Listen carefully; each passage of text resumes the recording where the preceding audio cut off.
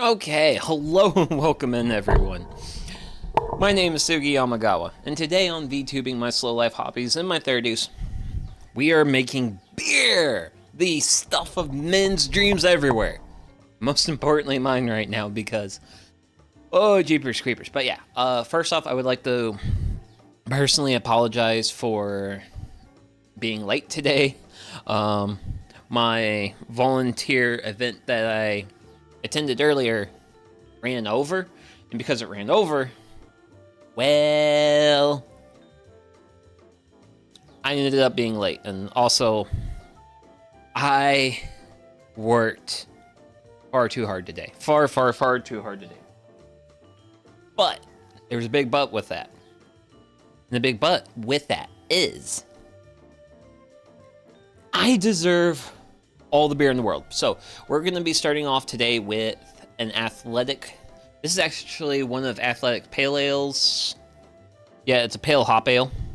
It's one of their pilot program beers, so it's actually one of the beers that they don't have released to the wider market. So, cheers. Let's pour this guy out and see what we got. Oh, that's a... Oh, wait, I'm too aggressive. Okay. Okay, that's okay. That's an okay pour. Fair. Maybe not ideal, but fair. That's a fair pour. There we go. Ooh, nice and crisp. Ah. Oh man, that's good beer. That's what makes me happy. That's what makes me happy is good beer. So, since last time when I did a brew brewing stream back in December, we did a more malt forward beer style, aka an amber beer style. I decided for today's brew, we'll do something a little bit more hoppy. So we're going to be brewing a pale ale with... Please don't fall. Cascade hops. This is a recipe I found off Reddit from their r/homebrewing subreddit. I'm not the biggest user of Reddit, but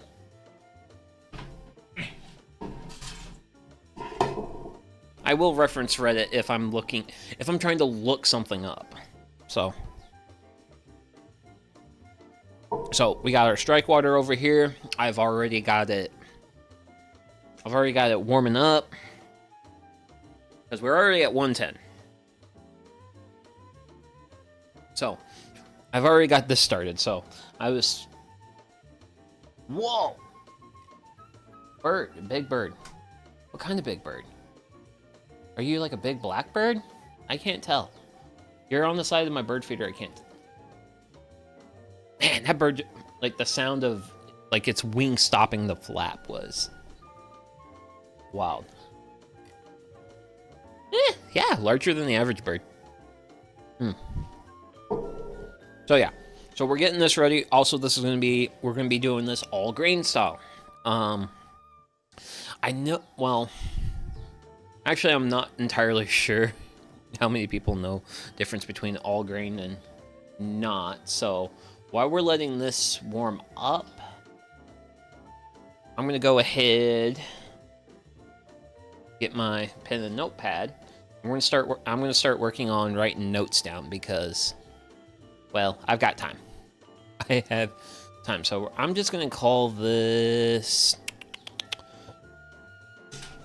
come over here. So I'm just gonna call this Cascade Pale Ale.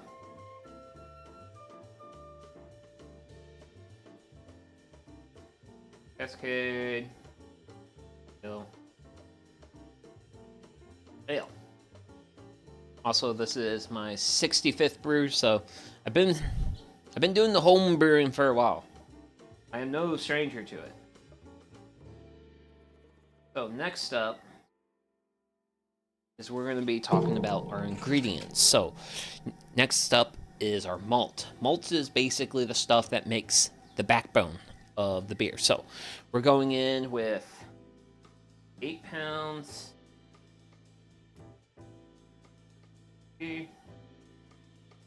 8 ounces of the most classic malt there is, and that's 2-row. 2-row is like the most basic of basic malts you'll find.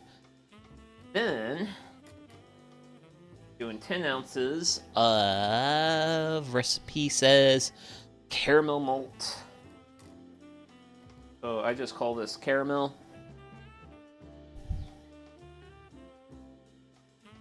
And yes, I truly cannot spell to save my life. And this is 40 Levybon. So whenever you see a number followed by an L in beer brewing, that is referencing the Levybon scale. Levybon scale is what contributes color to your beer. So in the case of this, my hand. So in the case of this pale ale from Athletic, this is this is actually really pale. This is almost like, this is like a straw, almost lager color.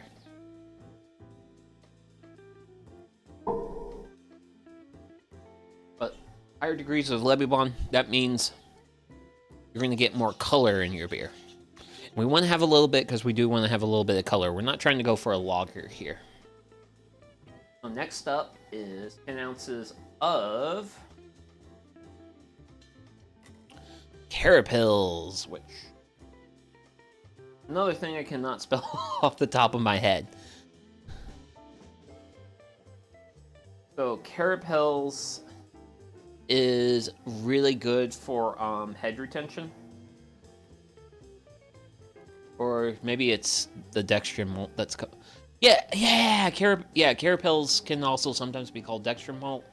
It's good for contributing mouthfeel to a beer, and also it does help with head retention, which is a little bit of protein in it, and just helps round out the beer. Otherwise, because if you don't have something that gives your beer a little bit of body, you might end up with something that is, it might taste watery.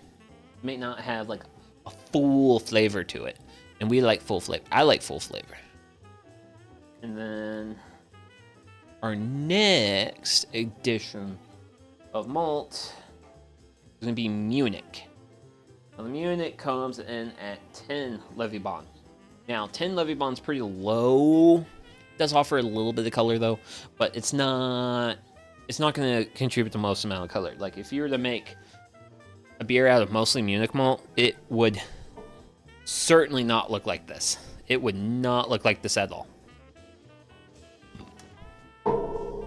Okay, I want to check my temperature. Okay, we're at 130. So, we're going to mash in at 148. So, we just wrote down our malt bill for today's brew. So, I think I'm going to go ahead and grab those malts. Malt! Which is in this trash bag right here. Back to the recipe. So, I'm going to carefully untie this thing because untying these trash bags is a big part of my multi-use, single-use plastics. Because the aim of using multiple plastics, well, using like the same plastic more than once, is it reduces the demand for plastic. Like, for example, the trash can liner in my trash can right now, that's actually an old one of these bags. So I always make sure to set these up in such a way to where they easily untie. And then I can save them. And then I use them for trash can liners. Hello, squirrel. Ooh, okay, so that's a COVID. Oh, double COVID. Corvids. Ooh, double COVID. Corvids. Neat. I never really had a lot of those at my bird feeder.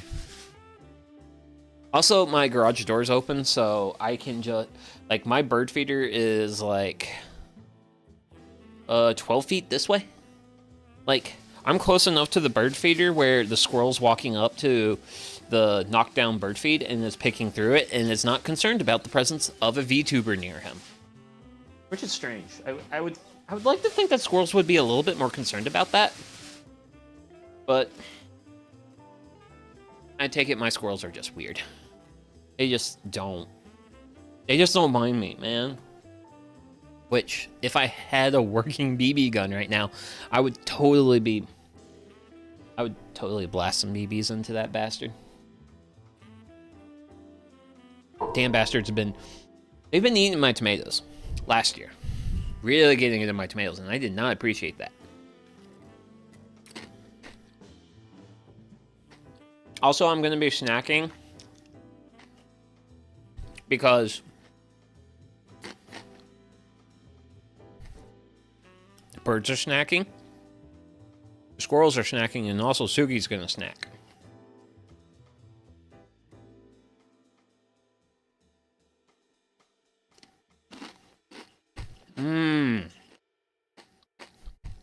Snack.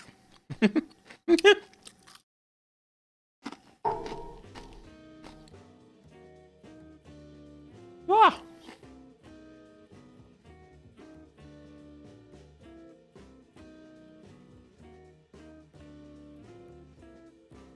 Let's take a look at this guy.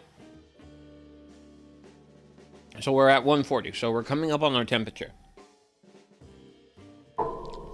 So we're aiming for 148 Fahrenheit. Also, I am trying to kill a propane canister right here. So it might be getting really close to being done, but if it gets me my strike water for the mashing, then I win. I succeed. So okay. So we got the malt, and for the next star of the show, ops. I put the S on the wrong side of my apostrophe. Actually, yeah, it pretty much does it like how I usually do it. So, for this, we are going in with 5 ounces of hops, but all of our hops are going to be added at different times, and because they're going to be added at different times, I put them in different rows. So we're going to go ahead and just put Cascade in our top column. E. And then next I put them their time.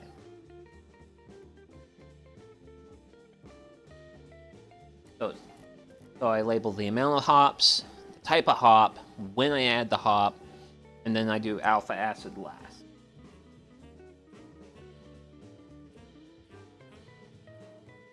So the alpha acid goes in last. Alpha acid is essentially, it is the amount of bittering compounds that are present in the hops. And this varies from year to year. This is why it's also a really good idea to keep track of it, because one year's batch of hops may not have the same alpha acids as next year's batch, and you got to keep track of that. Especially if you want to brew the same recipe on repeat.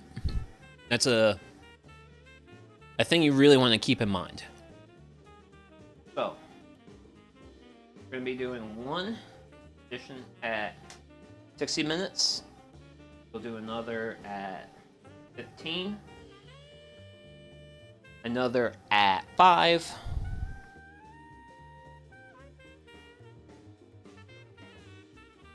Hop stand, which I've actually never done a hop stand before.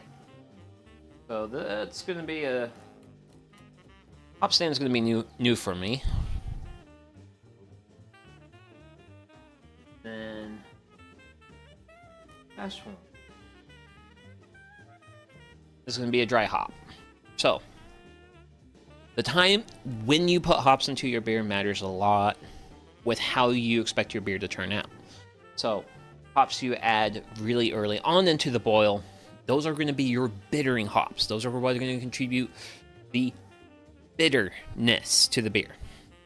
You're going to see a lot of high alpha acid hops added at this point for like an IPA.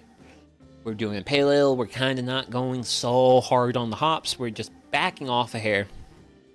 So, and also I'm just rounding all the hop additions up to full ounces because the recipe calls, because the recipe I've got here calls for 0.79 ounces at 60 minutes, and they did that with a 6.2 alpha acid Cascade hop. I have 6.1.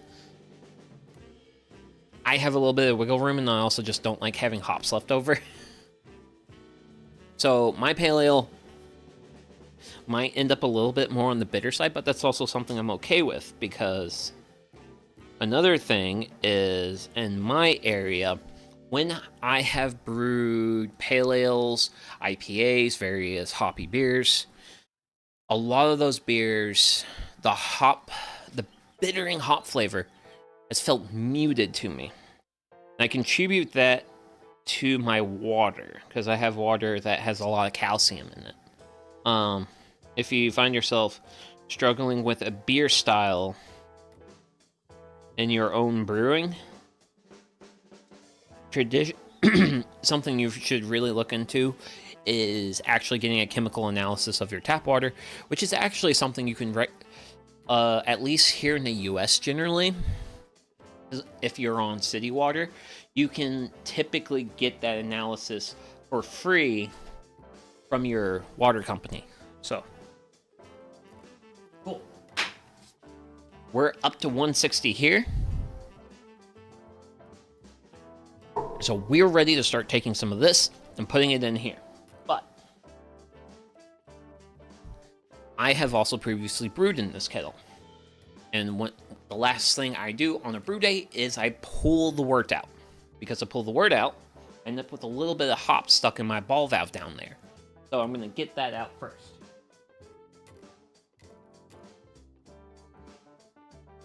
And you see how I kind of have a little bit of a gunky water. And with that little bit of gunky water, I can just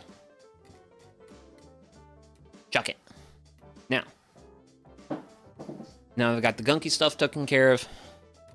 Grab my handy dandy stir stick, and I am going to start adding some water in, while also turning down my propane regulator. So, you might have, if you were paying attention, you might notice that I said I wanted 148 degree water for today's mash. But I'm going in with nearly 160 degree water. The reason is I want my strike water to be a little bit warmer than my target temperature, because my grains are at room temperatures. Because my grains are at room temperature, I need this to be just a hair bit warmer to bring all that up to my target temperature.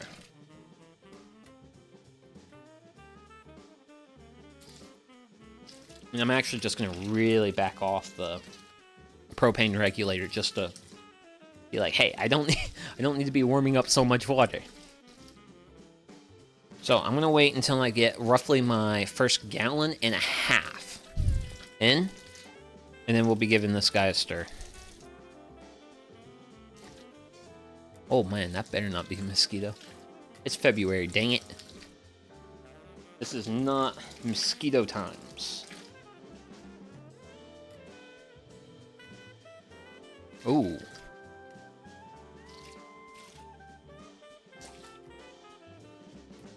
Is that a lawnmower? Are the dang neighbors lawnmowering? It's February, dang it. You don't need to do lawnmower in February. You silly billies. That is the hum of a lawnmower. There is a man out there who's very bored for some reason. That's what that is. Okay. So, I've added a gallon and a half of water to my mash tun here. And the mash is still very stiff. It doesn't stir very readily. So, I'm going to go in with another gallon of water. So what I traditionally do is I get the mash to the point where I can easily stir the mash. Once I can easily stir my mash, then I'll focus more on actually dialing in my final mash temperature. We'll go ahead and take this down to, we'll take it down a little bit more.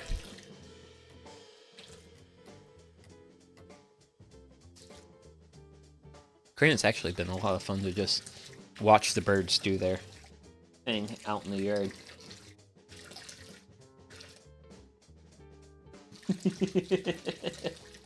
Oh man.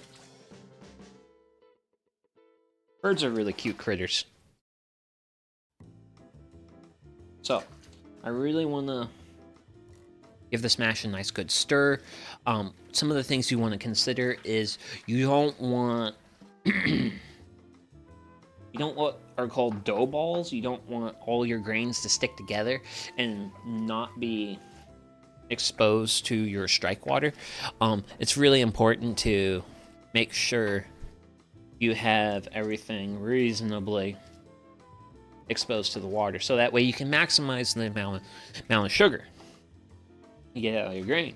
And the reason why you want to care about the amount of sugar you get out of your grain is because when you get more sugar out of your grain, then you get alcohol, which is what we're all here for, right? Right? Am I the only?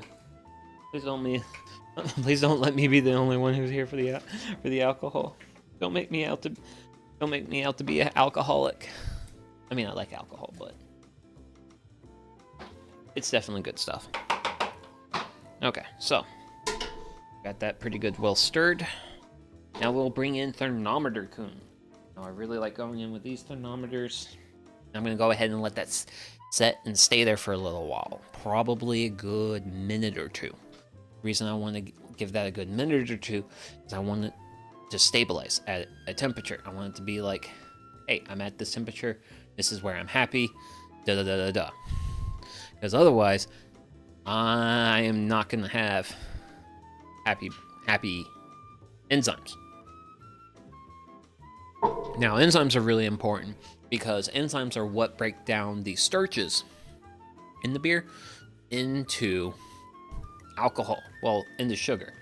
Because you want to break the starches into sugar, and then the yeast, their job is going to break the sugars into alcohol. That's the whole end-to-end process thing.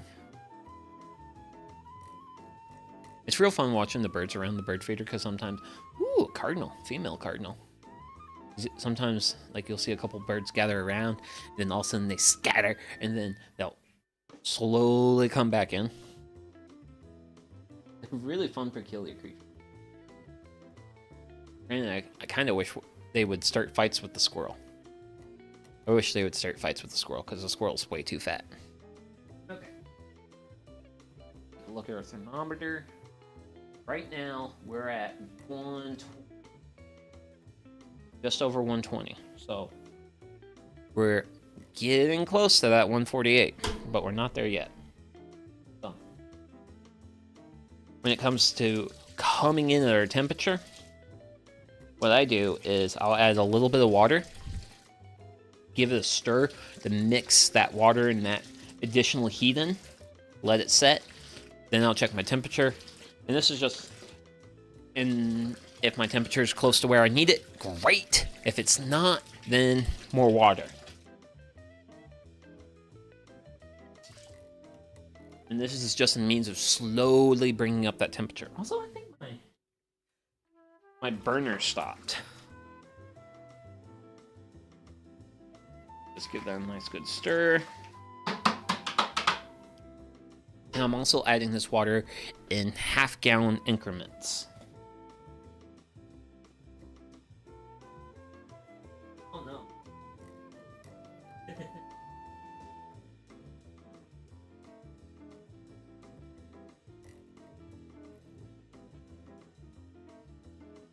Okay, so my burner's not dead. My tank's nearly out of propane, so I'm not getting quite as much additional heat into this guy, which this point should be fine. And that was my flame going out. That tank's done.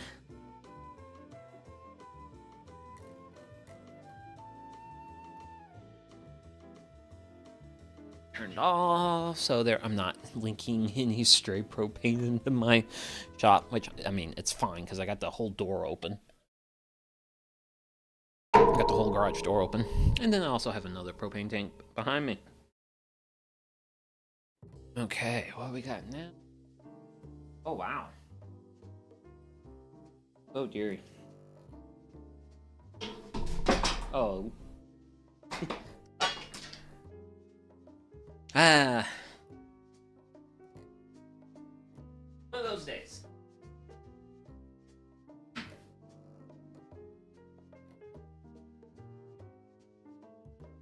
So, I'm gonna go in with another half gallon of water. Now, after I add this half gallon, I am also gonna get my propane tank switched out, because I might need to be throwing some additional heat at this to get some additionally warmer water, because I know this water is above my target temperature, but it's not a lot above my target temperature.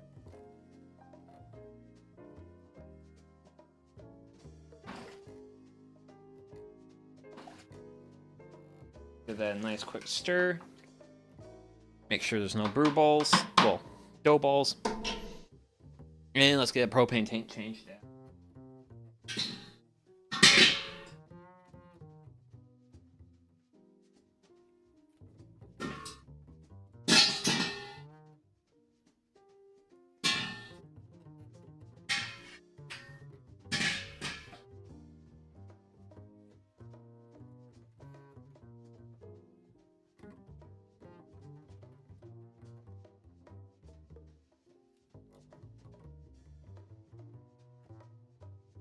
Okay, let's grab lighter coon.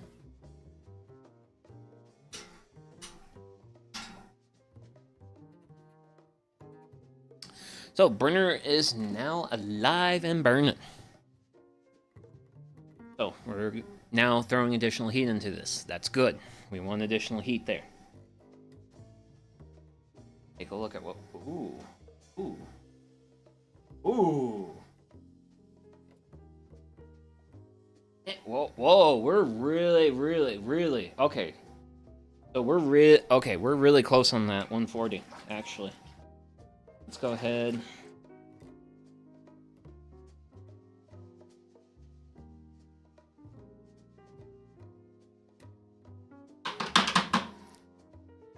So we're really close on that. I'm going to go ahead and get my phone out. And then I'm going to go to my timer. Let's do 55 minutes.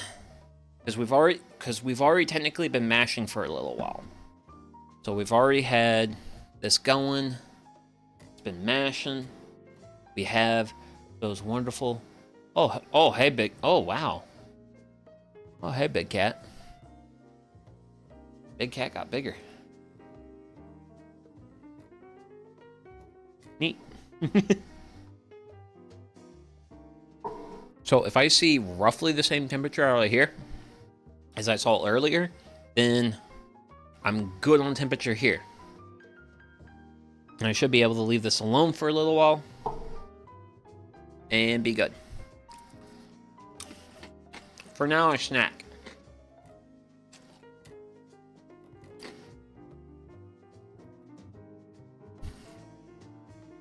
Because I really need salt in my body.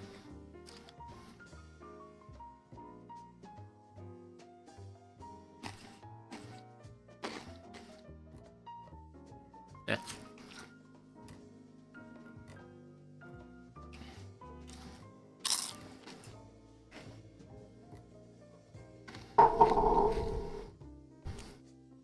Okay, we're gonna give this a check.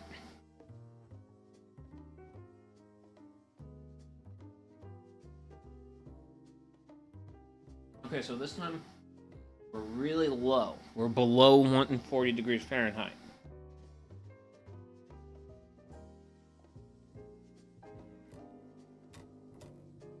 So I'm just gonna add a little bit, not a lot of it, just a little bit.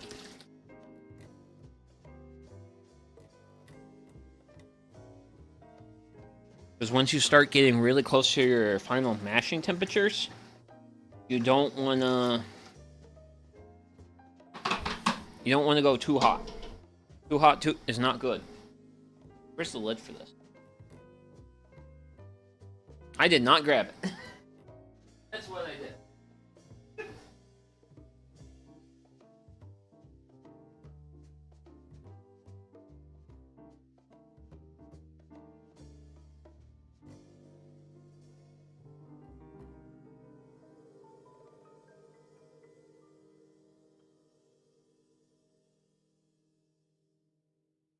I now present lid.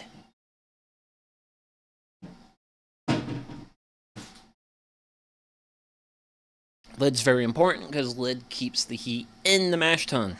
That's why the mash tun's made out of an old well, not an old cooler. I actually bought this cooler just for brewing. Gosh, like 9 years ago? Wow, yeah. Yeah, it's been like 9 years, man. How the time flies when you're having fun. When you, corn chips stuck in throat. Whew. I'm gonna finish this off and snack a little bit more. Well, actually, no. I'm gonna check my thermometer. But once again, it's reading low. We're below that 140.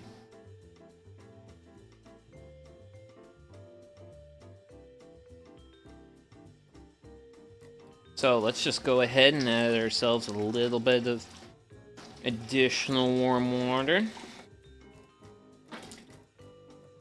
Also been consistently reading at that spot, so I'm a little unsure if it's on a cool spot or not. But eventually those temperatures down there will equalize. Oh, hello! Flash vid? How goes the ale? So we're at the early part of the process. So we now have taken our what's called our strike water, and we have combined it with our grains in the mash tun. So this is called all grain beer brewing. This is a style of beer brewing where you actually take like actual malted grains and crush them, and you put them in what's called the mash tun. Now, and what we're doing here in this part of the process is, so these plants, when they make their seeds, they give, well, a seed is basically a plant's next generation. And to help that next generation out, they give them energy. That energy happens to be in the form of starch. So what we're trying to do here is we're trying to take that starch energy and we want to convert it into sugar energy, because starch energy does not make alcohol. Sugar makes alcohol. Well, that's just how yeasts make alcohol, is they got to convert the sugar to alcohol. So we're now currently doing the first process of all grain style beer brewing. And this is also like the part of do a thing, wait a while, do another thing, wait a while, because I'm trying to dial in my mash temperature, because mash temperature is very, very, very important thing. And also I got too much bubbly here. So I'm turning my propane, so I turned my propane regular down. So I've waited a little bit since my last stir session. I'm gonna go grab my thermometer and see what my temperatures are doing.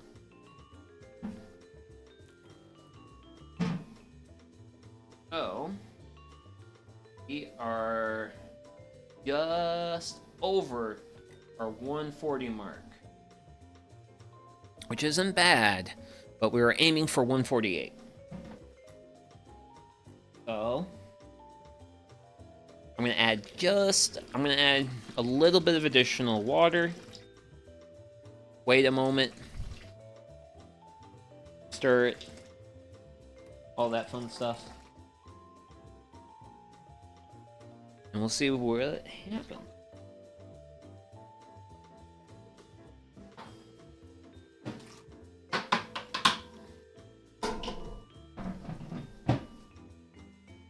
And the stirring is necessary in order to make sure you don't have hot or cold spots in your mash tun.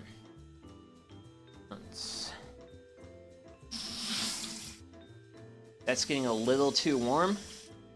I'm going to cool it down with some water.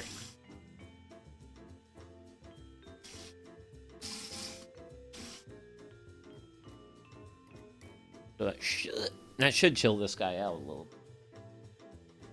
It's still warm. I can still use this water, but it's not hot water. But with that, let's actually crack open a real beer. So we're going to be hoppy today.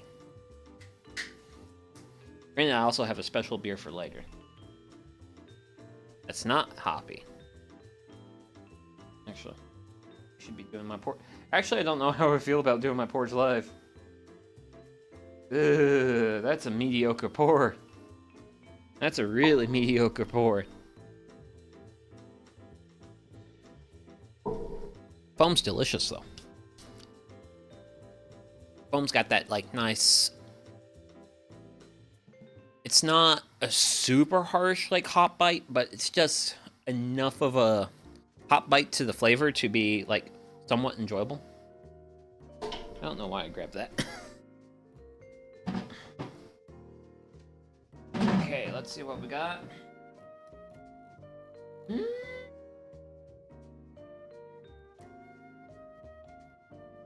144 Fahrenheit. Really, really close to our target temp of 148. So I'm just going to go ahead and throw a little bit additional warm water at that. But this is also how you want to try and hit your mash temperatures with this style of setup.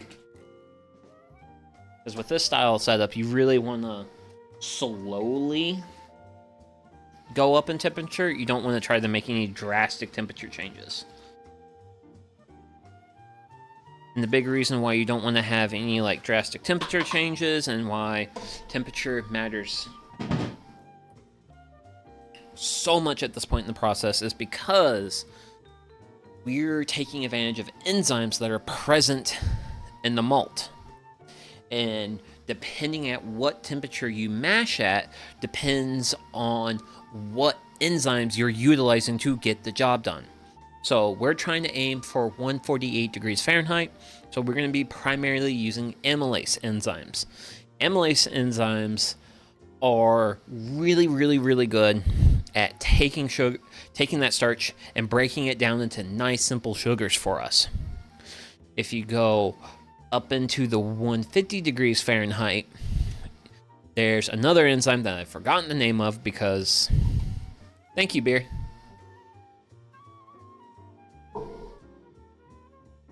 That will break the starch molecules, but it will keep them kind of a little bit more whole. So they get broken down, but not a whole lot. And that will give you more mouthfeel to your beer. That will give you, let's see, mouthfeel, some sweetness at times. It will take those starch molecules and it will occasionally break it down to simple sugars, stuff we want for alcohol, but they'll typically break it down into not wholly simple sugars. So you end up with more malty notes, you end up with more mouthfeel when you mash at those higher temperatures. We're trying to keep at 148 because we want to have some backbone to this, but not a whole lot. For example, if we were making a lager here today, we would want to go with a lower mash temperature of, say, 144 on the high side to like 141 is kind of where you would want to be for like a clean, refreshing lager style beer. But that's where you would want to be at that point for that style. We're going for a pale ale today, so we want to be a little bit higher at 148. That's enough rambling. I need to check my thermometer.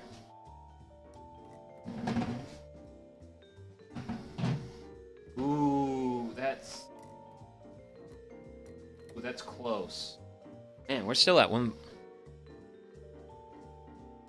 we've been consistently hitting like 145. Which 145 is fine, but we do lose a little bit of heat over the period of time that the mashing process happens. So I kind of want to get, like, if I could solidly hit 147, I would feel really, really, really good about that. And I'm just not there yet. All that good. And give our mash a nice light stir. And there we go. Don't drop that. Please don't drop that. You've dropped it once, buddy. Don't go for double drops. We don't want double drops. Oh man. But yeah. Oh gosh. So I know. Ooh. So I probably haven't rambled about this enough, but I worked too hard before stream today, so I might be a little bit lower on energies, but that's kind of what the beer and snacks are for. Kind of keep my energy up, because my gosh, I didn't know going into today's volunteer day. I was told we were building benches, but I wasn't told where we were building benches. And it turns out you should rest up after. Oh man, I am totally gonna rest up afterwards.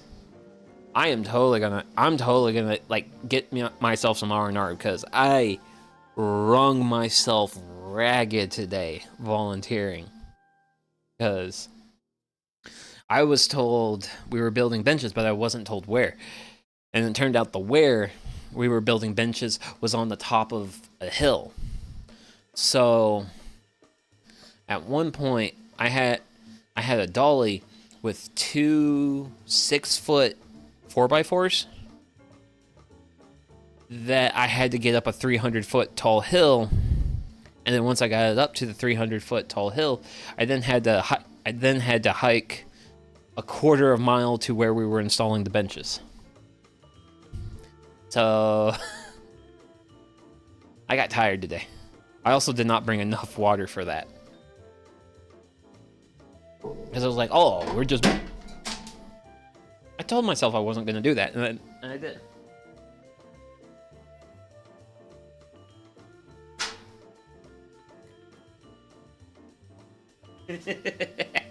And it's not too much of a yikes. Not the work. It's not like the most amount of work I've done. I've done more. I've done very long days in the woods, but today's was just a lot of intense effort over a short period of time. And then I had to hike out of the woods. And then it was like, oh dear, tank's pretty empty. But I did have a Dairy Queen Blizzard on my way back in. Okay. Ooh, okay. Okay. So we were just a hair bit under 150 degrees Fahrenheit. Like 149-ish. So what I'm going to do is give this guy a stir. Cap. And I feel very, very good about where my mash is right now. Now, for keeping track, I am like 20 minutes into this mash, which I do count this as being like 20 minutes in, because you really start your starch to sugar conversions at around 140 degrees. I think it technically starts at 139 degrees Fahrenheit. But once I hit 140, that's when I go ahead and count the start of mashing, the process of starch conversion to sugars. And Hello, Dad's Old Shop. I hope you haven't been working as hard as I have today. I truly hope you have not been working as hard as I have.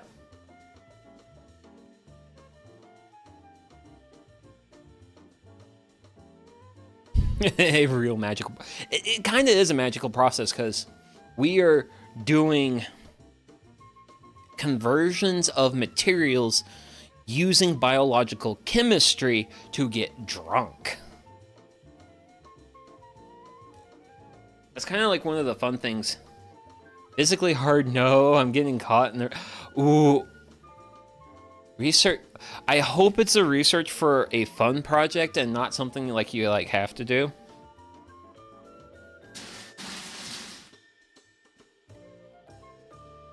But yeah, my life has been physically hard today.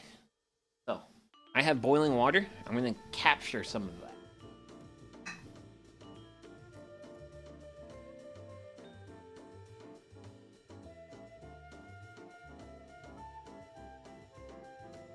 So, I have captured a measure of boiling water.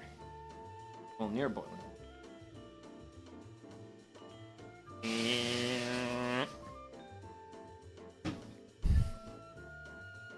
And that's going to be useful.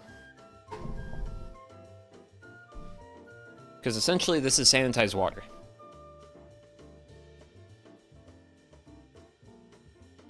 Oh yeah, it's selective. Oh, good. If I can get enough done, I'm going to stream what I have later. Ooh, okay, cool. Oh, yeah. Yeah, didn't you say something about like a book stream or something?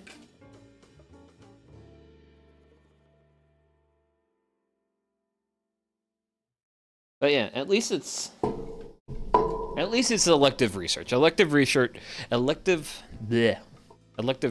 is fun. Could be worse. It could be figuring out how to build something. Which, that's like the hardest thing with me when it comes to building things is... It's like, okay.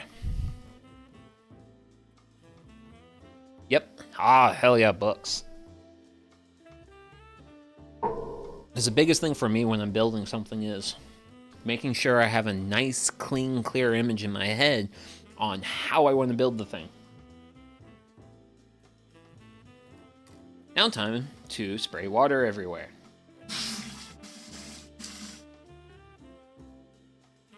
Because I'm going to need some strike water later.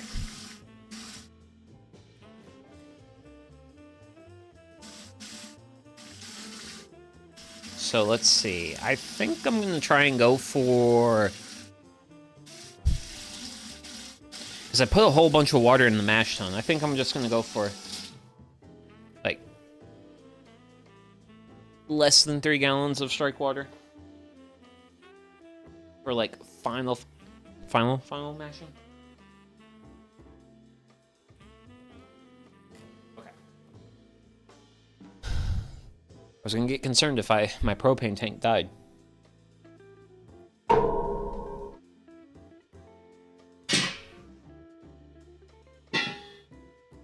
And just comparing the weights between the empty propane tank and my half full one, that half full one better work. Because that half full one was fresh when I did the last blacksmithing stream. And boy, oh boy, that tank actually had a layer of frost all around it. And for those who don't know their physics too well, the reason why the propane tank got so cold it frosted was because I was using the propane tank to run a forge for like 2 hours. And what's happening is, in the tank, you have gas, and you have gas, and then you also have liquid. As you pull gas out for the burners for the forge, the pressure drops. When the pressure drops, some gas out of the liquid boils into the gas portion. And as liquid boils into a gas, it takes heat with it. And because doing this, I've run propane tanks to the point where they've gotten cold and they'll kind of get a little bit dewy. But I was making such a heavy propane draw that I was boiling so much propane so quickly that the bottom half of the propane tank was just like completely covered in frost. Which I was like, ooh, that's a neat.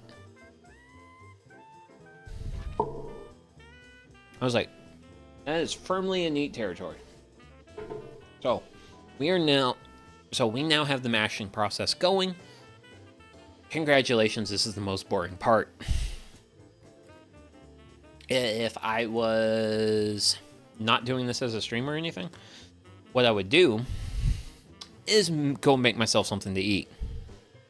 Or do something else. Canned air for electronics will also do that. Air compressors, when they're basically at atmosphere and you turn an air compressor on and you run it up to use some compressed air, it will get warmer because you're taking gas and concentrating it in a smaller volume, and then the heat goes up. Also, the tanks on paintball guns. I actually don't have a lot of experience with that because I've played a little bit of paintball, but I wasn't like really active into the hobby or anything.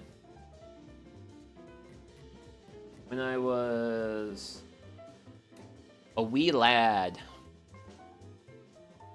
some of my church group did like paintball a couple of times. And I participated in those, but I also never got too deep in the hobby. It was too expensive. It was definitely too expensive for young Sugi.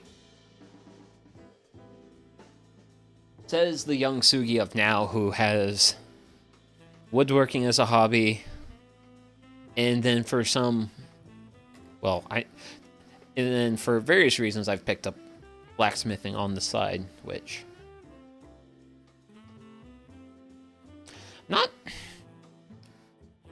right now I'm kind of thinking about what I want to do for like fuel, because based off that 2 hour, because that was a good blacksmithing session.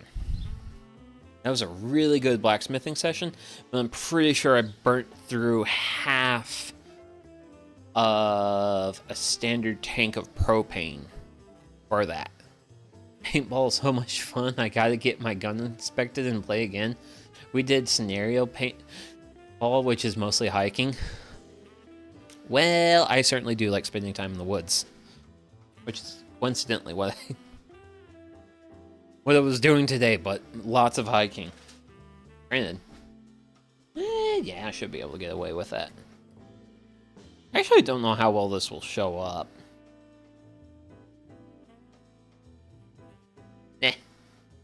But yeah. I took 4x4s for a hike in the woods. I don't think I ever want to take 4x4s for a hike in the woods. Because that was tiring. And honestly, at that point, I'd rather just... Because this is a fairly rugged trail that we were building these benches for. And I was just like... If I get tired on a trail like this, I just find a nice log and I sit on the nice log. Like, we had an okay-ish amount of logs on the trail. It's like, why are we building benches for this? We don't need benches for this. How much is a propane fill up for you? So... This tank was from the exchange, and I did buy it. Well, so the thing is I bought this new because I thought I only had one propane tank. Well, I found my other propane tank, and so I'm now at 3 tanks. So if I were to exchange tanks, it's I think it's $22 right now if I do a tank exchange. I've also taken propane tanks to the hardware store and have the hardware store fill them up, because how it's been explained to me is when you get a propane tank from an exchange, they fill the tanks up less because the tanks are sitting outside like the gas station, the grocery store for a period of time, they tend to fill them up less. Versus if you were to take it to like a hardware store and actually have them fill up your propane tank, hook it up to like a much bigger tank, and then fill it up, you get more propane in your tank for a little bit more cost. I want to say the last time I had a tank filled, I probably spent 27, 28 bucks, which that's a lot more propane in my tank versus if I do an exchange, where in an exchange I only get like $22. Well, I pay $22, but I get less propane. Are kind of the numbers I've been working with.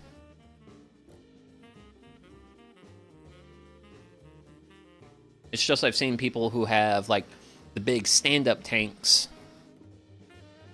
and it's like, I use propane for this. If I really want to get into forge work, I might want to consider that as an upgrade, but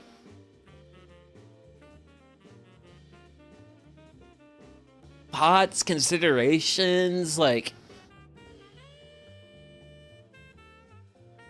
because the propane tanks I have now are fine. Because they don't take up too much room in the shop.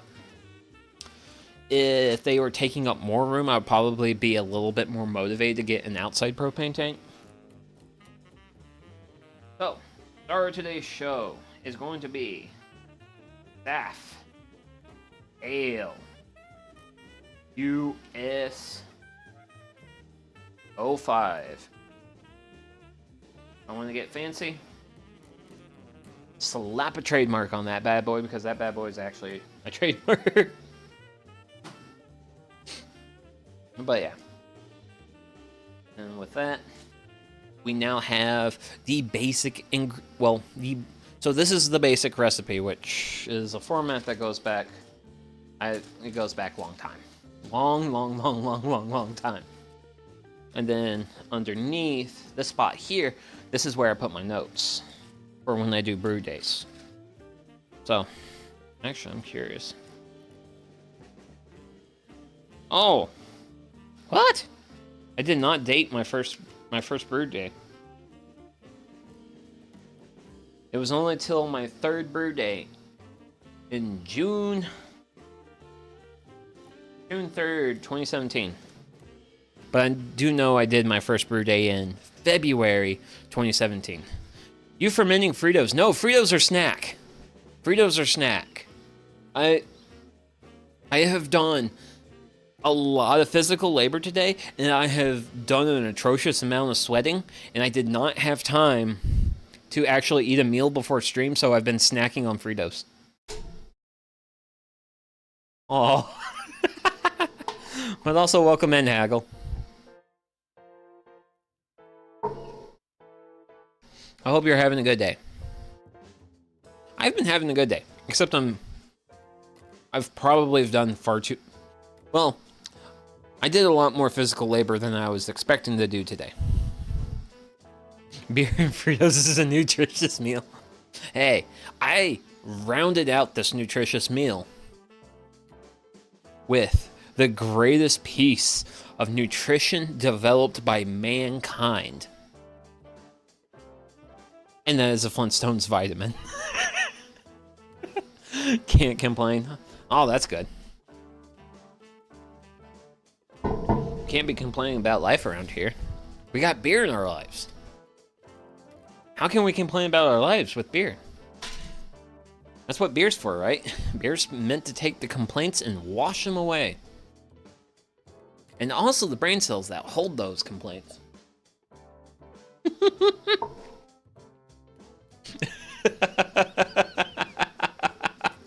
Not me. How warm are you? You're fairly warm, reasonably warm.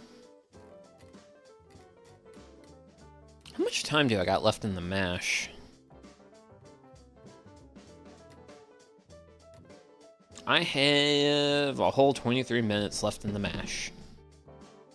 Well, better Better keep drinking. Also, you should probably fix that not having beer problem. That's not a good problem to have. Granted, I actually do have something special for later. Pseudo special. And that is Emerald Cliffs from Athletic Brewing Company. That's nitro infused. Now, this is one of the beers that you can... It would be interesting if you could make a cornbread flavored beer. Oh my god. I can see that being potential. You could probably do cornbread flavored beer. Possibly. Because actually... Sorry, beer, you're going to the side. Talk about you in a bit. So, this brewery with like jalapenos. Ooh, oh man, oh no, that sounds good. But yeah, West Six Brewing here. This is one of the local breweries around me. They make a cerveza. And one of the nice things about their cerveza is when you really let the flavor of the cerveza on the back taste of it, if you really focus on the back taste of the cerveza, you actually get a very slight corn chip flavor. Which you have to look for it to notice it, but it's still very nice. It's a nice touch to cervezas that just typically taste like a cerveza. They're easy drinking. They're delicious. They're good. All good things. But that's beautiful. But yeah.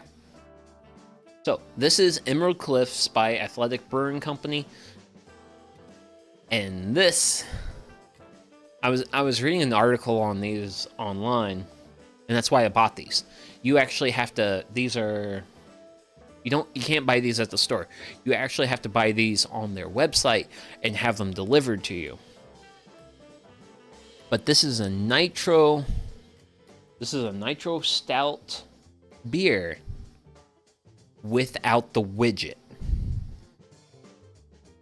According to Athletic, they have figured out a way to do nitro-infused beers without the widget. So for the people who don't know in the audience, a widget is basically it's like a small little plastic ball that sits in the bottom of the can, and that holds the nitrogen until you crack the can open. That's traditionally how Guinness, anyone else that's done a nitro-infused stout in can form has done them. Apparently Athletic has done a lot of R&D and research and developed new technology for that. And I'm going to be trying that new technology out today. Not now, but later. Eventually. I have residuals. So I'm going to enjoy my residuals.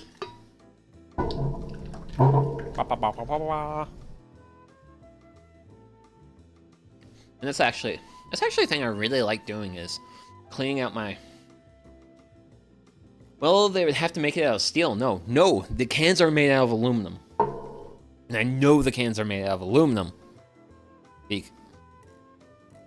Actually, give me a minute.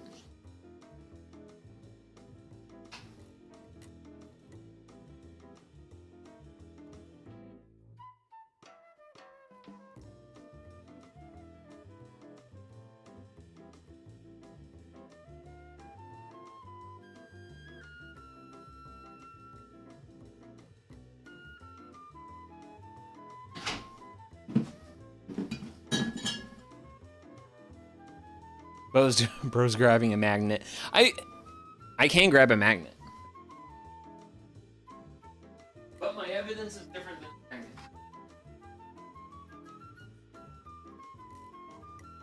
But I have a magnet. And it's not the magnet. Actually, I should prove I have a magnet. So this is one of those bowls that you put like fasteners in. Oh wow! Wait, is my Swanson Speed Square made out of aluminum? Now here's the thing: this magnet works. I know this magnet works. Okay, yeah. Okay, magnet works. It holds lighter. It holds a lighter. But my Speed Square is made of aluminum. I feel betrayed. Most are aluminum? No one told me that. But yeah, the Emerald Cliffs is not made of steel. But here's the thing. I can, this one, so out of the whole 6-pack I got, one can flexes like this. It has a flex to it. Squeezes in. And then it also has some very obvious signs of the beer not being sealed well. So this is, it's kind of a dud can.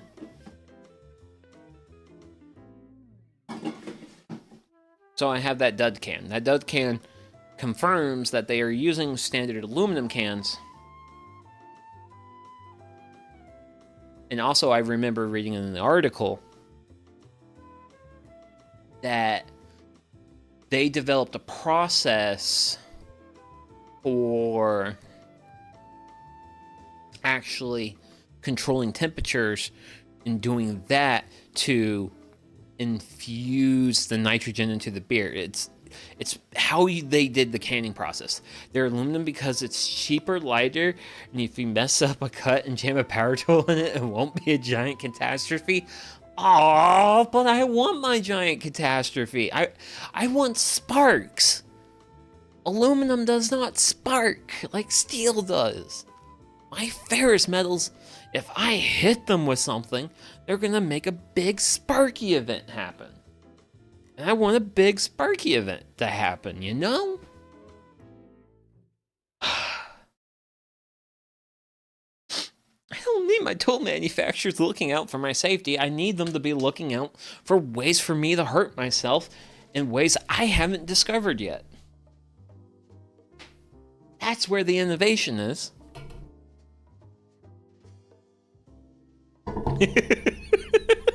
It's more than the power tool. If it hits steel, will shatter and send shrapnel out. Yes! I want it to make the blade explode. Yes!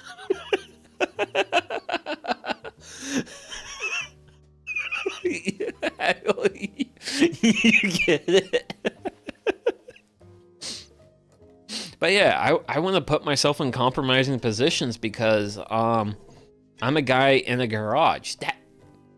That's the point of being a guy in the garage, is to put yourself in potentially compromising situations and see if you die or not. Like, I don't have wife, I don't have kids. I mean, someone will find the mess eventually. Granted, that is actually the most morbid thought I've had, as being like a single person who lives by himself, is like, man, if I were to randomly die somehow, I'll probably have, well, I don't know if I'll have fungus growing on me, but I will definitely be rotting and not smelling anywhere near pleasant by the time I get found. But yeah. So. Yeah.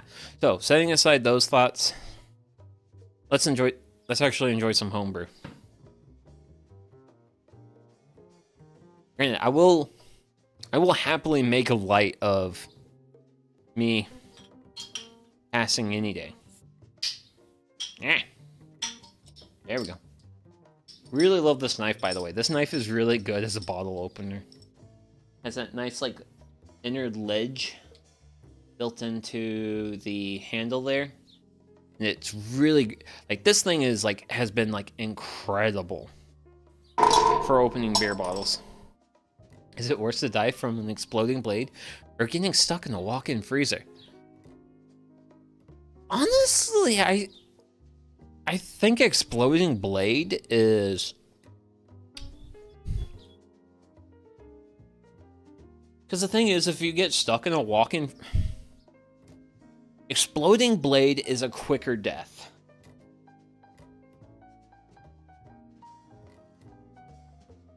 Whereas a walk-in freezer is no mess. Oh yeah, I gotta be aggressive with this guy. So... This is my Vienna lager. So it's basically like a kind of sort of dark lager. It's not really malty at all.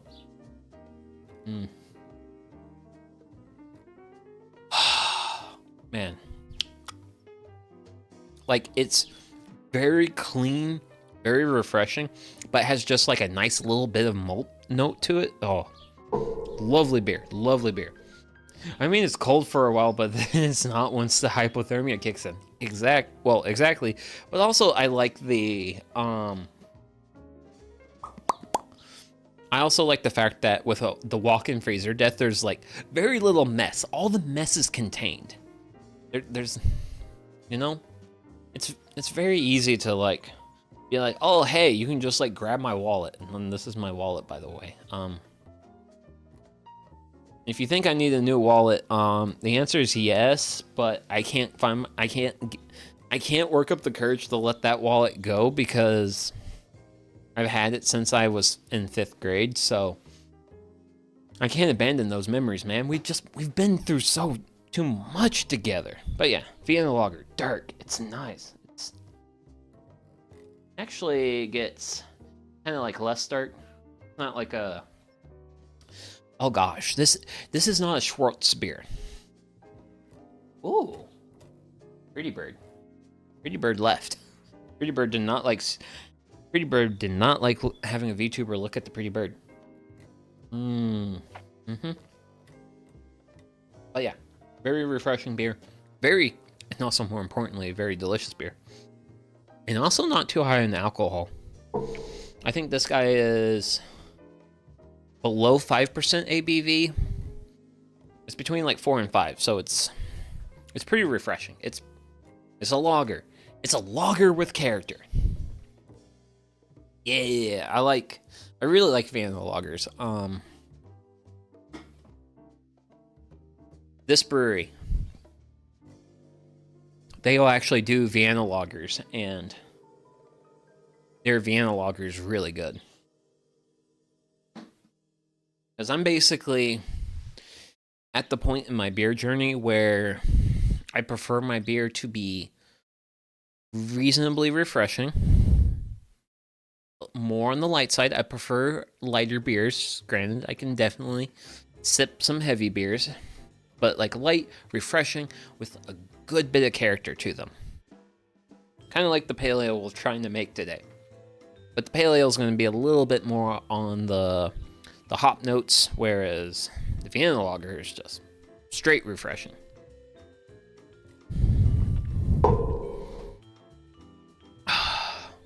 Yep.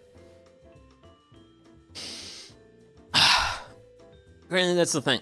That's the fun thing about beer, is like, on the one hand, it's a thing that motivates me to take care of myself, because if I live less life, I enjoy less beer.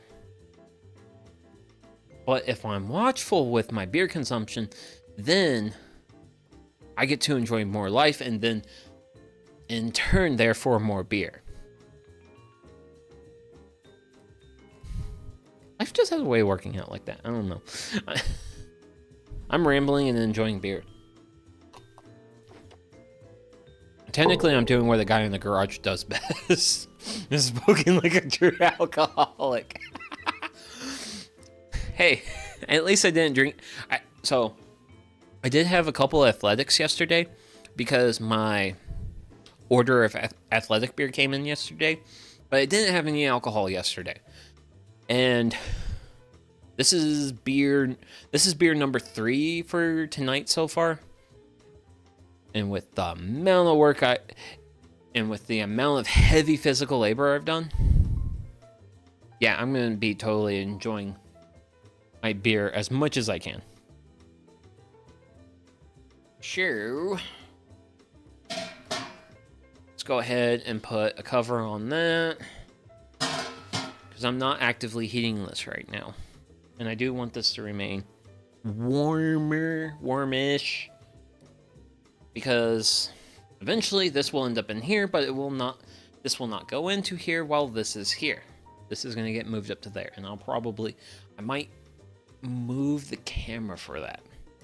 But yeah, beer's good. Beer's life. And I also enjoy making it too, so it's just like all the things. But it's like, man, how do I wish to put this? Like,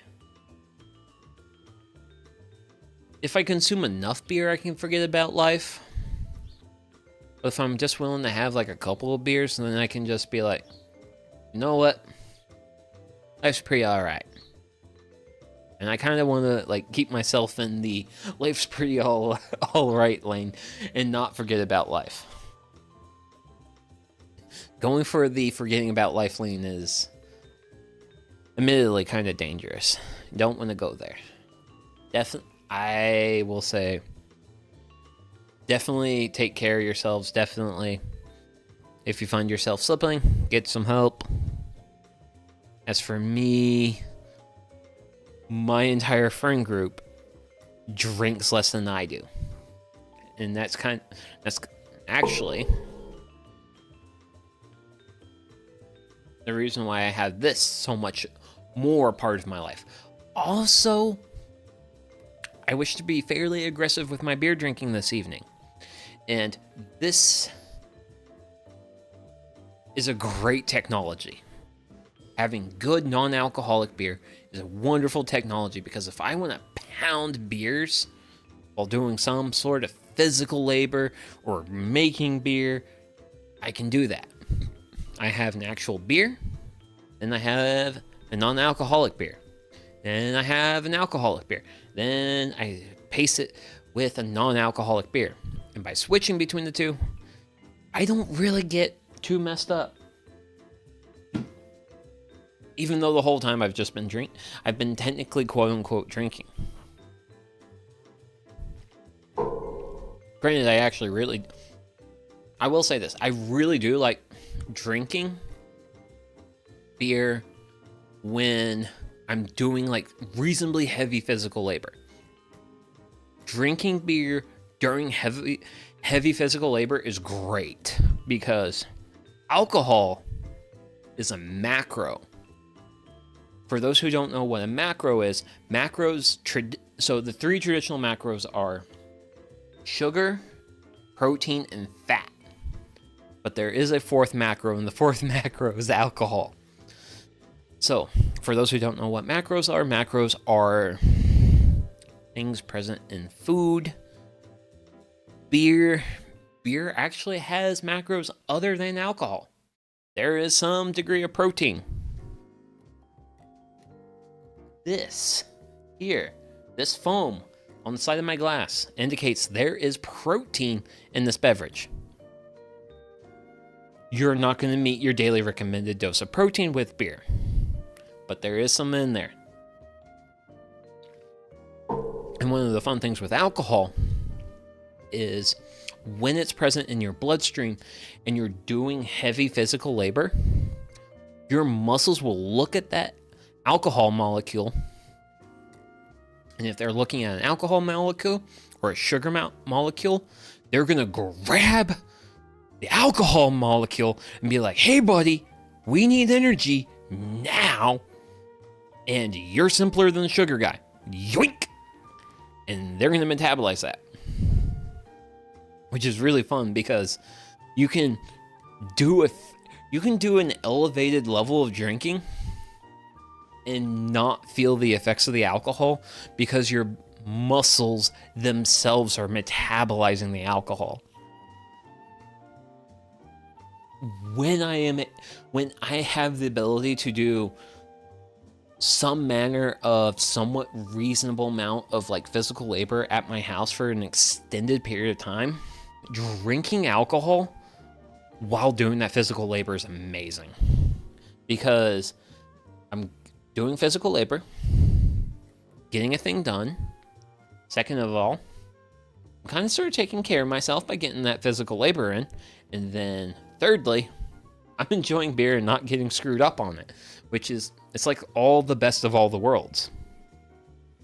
So like an example of that would be like if I was moving mulch all day, or if I was splitting firewood. If I'm splitting firewood, like I'll do like, say, I'll cut up a couple of pieces of firewood off a round, have a sip of alcohol, get back, do some axe work, then have some alcohol, and then I just like pace and flip-flop between the two. Makes for a really good work experience, but also I just don't get messed up on alcohol during that, so it's like the best of all the worlds. Like any way I can do something where I don't feel the negative effects of alcohol makes me a very happy camper, because I certainly have felt the... Ooh, male cardinal. Was it your honey bunny who was visiting the bird feeder earlier?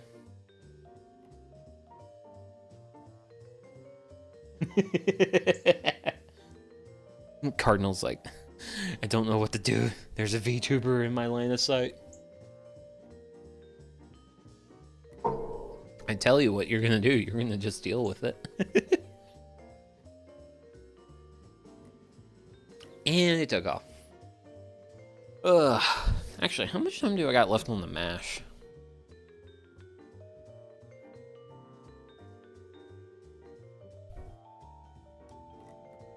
We don't got a lot of time left, guys. It's nearly done. It's nearly done. Okay, that's actually great. That's really great, because that means we can move all this along. So, this is a standard 16-ounce glass. This is not... This is a bomber. This is 22 ounces of the good stuff. Hopefully I sipped enough out of the... Yeah, there we go. Perfect. So, that's the remainder of that in there. And my bottle is now empty.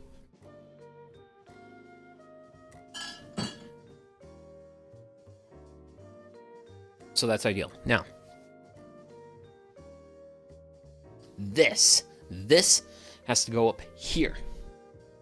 So, in order to facilitate all that, sorry guys, you can look. Oh, yes. I know. It's over now. Ugh. Ooh, man, that smells amazing. Okay. So thermometer came out of the mash tun. We were at 151, so we've mashed a fair bit higher than what I would like. But we were also mashing under... We're mashing at in the 140 range for a period of time, so honestly I think we're fine. Do I want to... whatevers. Okay, Sugi, big physical lift.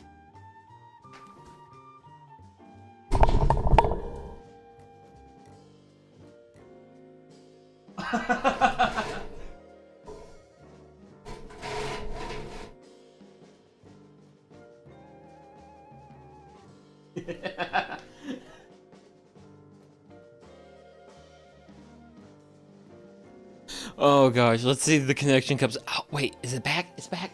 Oh, nice. Oh, I accidentally cut my connection there.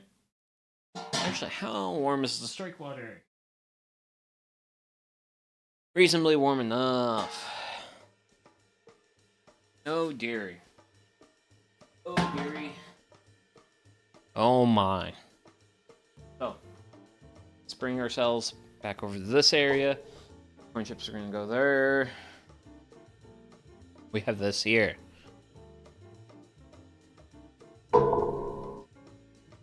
So, what happens next is my least favorite part of doing this process called brewing. And that is recirculating the mash.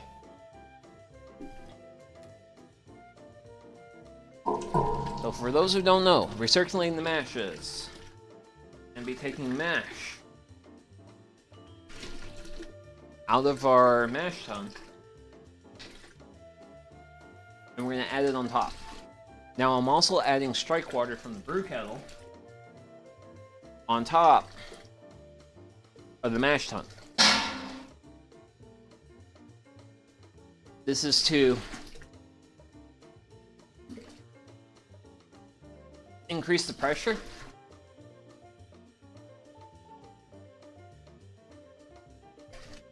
Because when you pull mash out of here, you lose a little bit of hydrostatic pressure. Whew. But yeah, there you go. There is wort. Now, typically in the wort, we have a little bit of floaty bits. They're basically like small bits of grain. Stuff like that. So by recirculating the wort, taking it from one end of the mash tun to the other end of the mash tun, we create a filter bed. That filter bed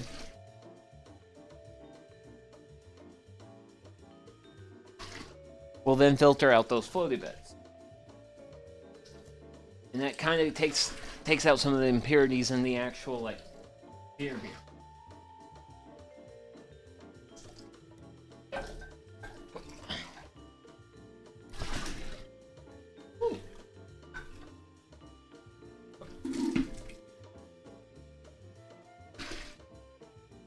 And this is kind of the reason why I dislike this part the most, because it's the most physically active and intense. At least as far as adding my strike water to the top of the mash tun.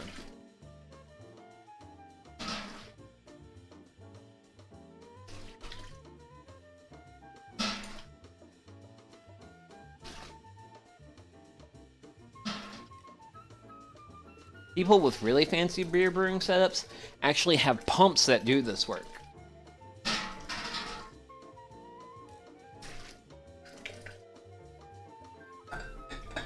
I'm not that fancy.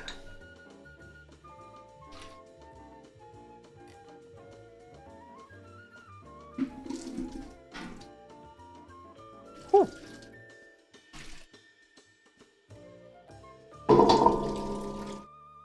Holy smokes.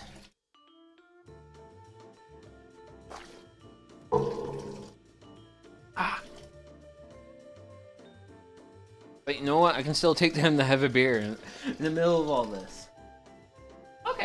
Okay. So, I looked at the fill level inside the mash tun. The fill level is really close to 8 gallons. So, I should have plenty of liquid in the mash tun when we sparge out.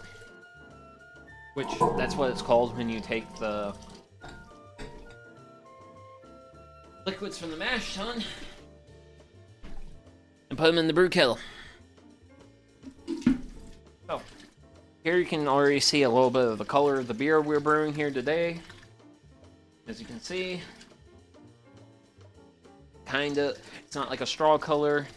It's not dark like our Vienna lager, where my thumb is pointing. Definitely looks like a pale ale, doesn't it? There. Yeah, I'm still getting reasonable cupfuls of water.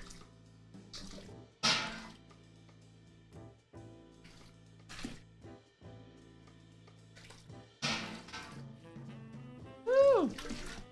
And just throwing water. Throwing wort.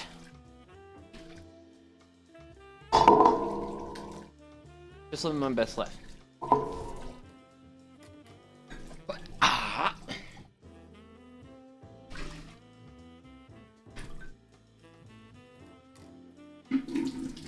So, for those who are wondering at home, when do you stop doing this nonsense?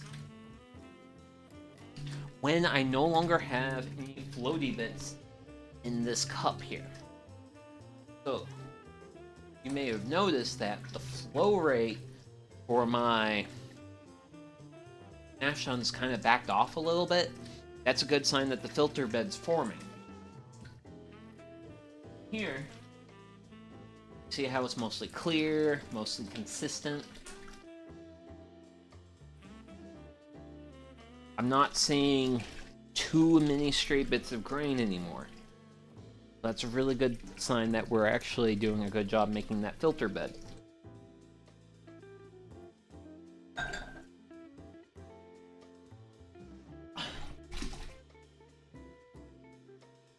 But I like being extra. So I always like taking time. Like, it's like, okay, I'm at this point. I look pretty dang good. But I'm still going to do a little bit of recirculating on my work. And that's going to really help me out on making sure I don't have any more bits of grain, any more contaminants from the mash tun or the malt.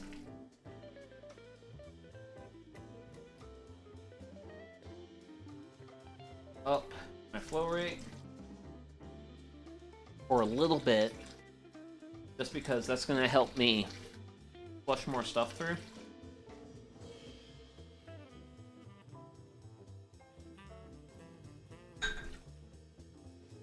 And this is also why when I do this, I have a pitcher and I have a clear measuring cup.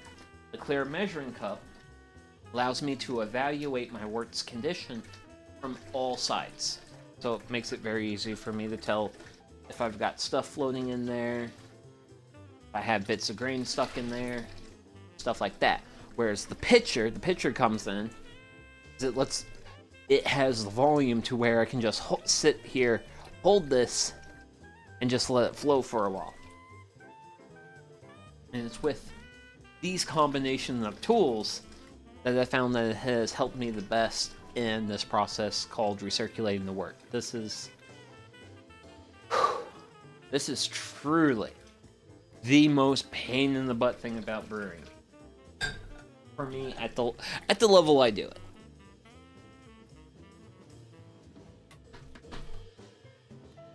As I mentioned earlier, most people have pumps for this. But I'm also a person who only... I think at most, I make 9 batches of alcohol annually. I don't make quite enough to justify the cost of a pump, because I think the pumps are like $100 some odd. I don't know. I actually haven't considered the cost of a wort recirculation pump.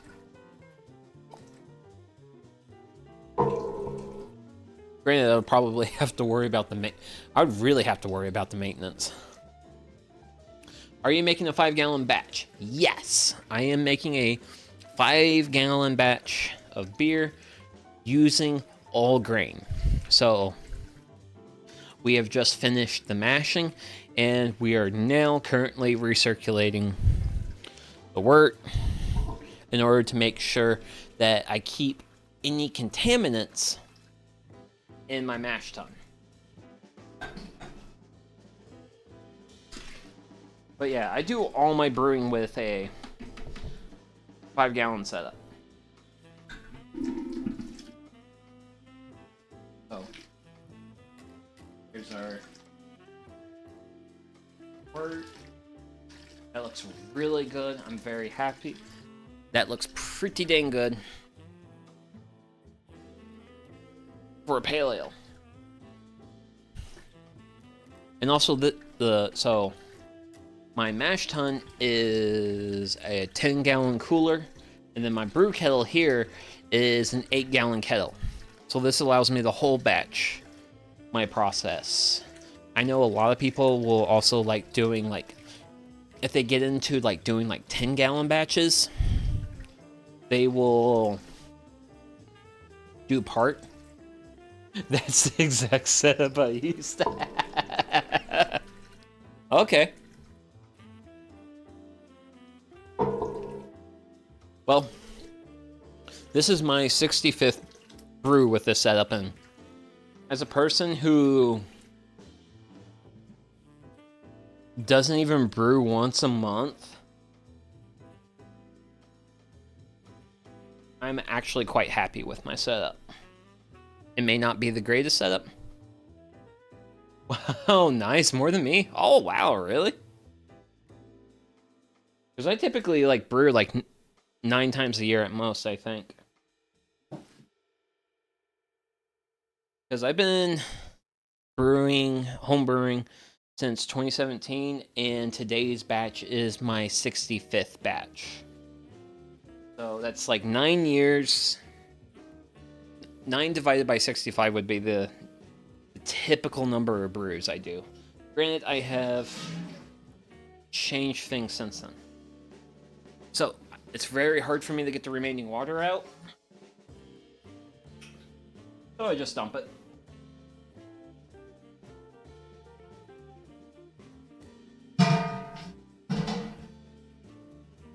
And also, I'm very okay with my more, perhaps considered not ideal setup. So we'll get that aimed right where it is, and I need to... A little bit concerned.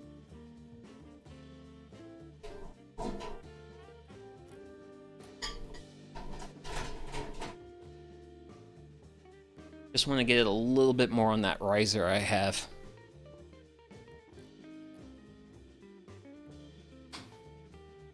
We are definitely at the point where I don't want any whoopsies. Oops.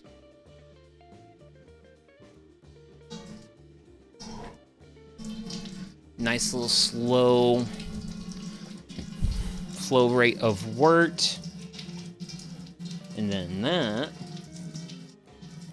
will be the start of our mash out.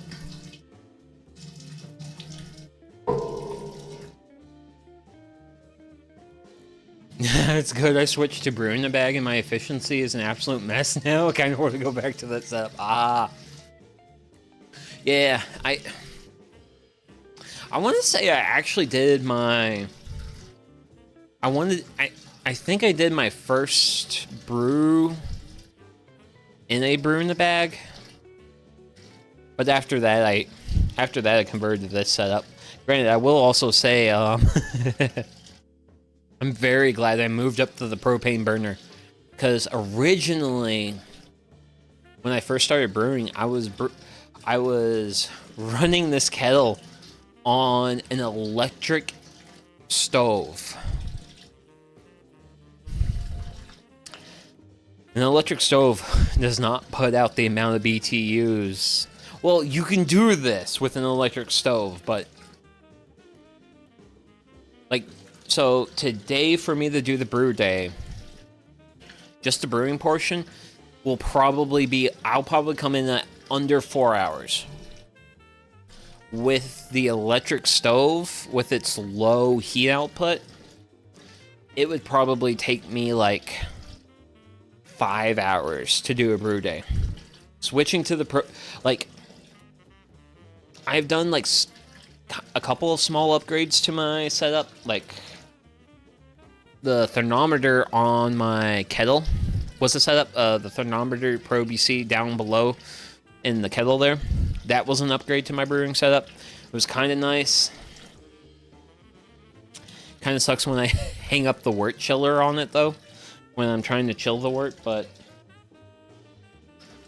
upgrading to the propane burner has definitely been like the most game changer, just because it saves time. Like, it has been the most time saving. Here we go, Sugi. What did I miss? Congratulations, Mr. Spock. You've missed the most boring part.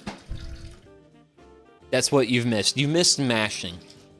So, you missed mashing and you missed the recirculation of the wort. So, in mashing, we had our grains in our mash tun, and we put some water in there to wake up some enzymes and to convert starch into sugar, because yeast eat sugar. So we wanted to make that conversion happen. Then we did the recirculating of the wort, which is a pain in the butt process, but gets us fewer contaminants into our kettle. So we're now sparging out. So we're taking the contents of our mash tun and we're getting them into our kettle.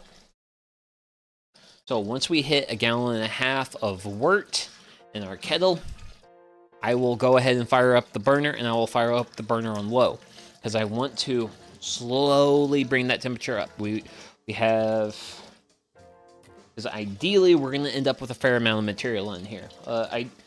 Probably close to 6 gallons of liquid material. And for people who don't know, why aim for 6 gallons of stuff if we're making a 5-gallon batch? Well, during the boil, we lose quite a bit of water to evaporation, usually 1/2 gallon, which for a 5-gallon batch of beer, that's 10% of the volume turning into steam. That's a lot of beer. Nah. 5 gallons of beer is nowhere. 5 gallons of beer should not be called a lot of beer.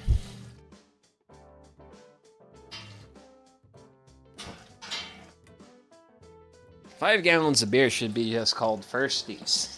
What are you sipping on now? So, this is actually the most recent beer I've brewed. This is a Vienna lager. Actually,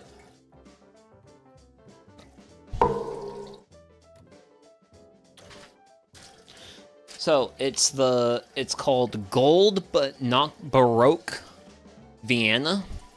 I believe I picked up this recipe from John Palmer's How to Brew. Yeah, I'm actually 100% certain this came from John Palmer's How to Brew, which, for those in brewing circles, if you wish to buy one book to guide you in your brewing escapades, that is probably the one book I would recommend people buying. It's like you have this scientifically proven to be good beer recipe. Nice, I'm making my first lager tomorrow. I have that book, I should try it. Yeah! Like, what I truly love about his book is it gives you enough details to understand a lot of the more science behind brewing, but it doesn't drown you in the details of it. It's like, okay, here's the tools. Here's how the tools work. Here's a little bit of extra information on how these tools work and kind of some of the like underlying knowledge of like how and what's happening here. But that's it. It doesn't kick you into the deep end with it, which is, I personally cannot recommend that book enough. Granted, I also have another book called I think it's called Mini Farming Guide, How to Farm on a Quarter Acre. It's by an author who has a series of books on him making the most out of his quarter acre of land. I'm into my second 2-liter bottle of homebrew. Yes, I'm drunk. Second 2-liter.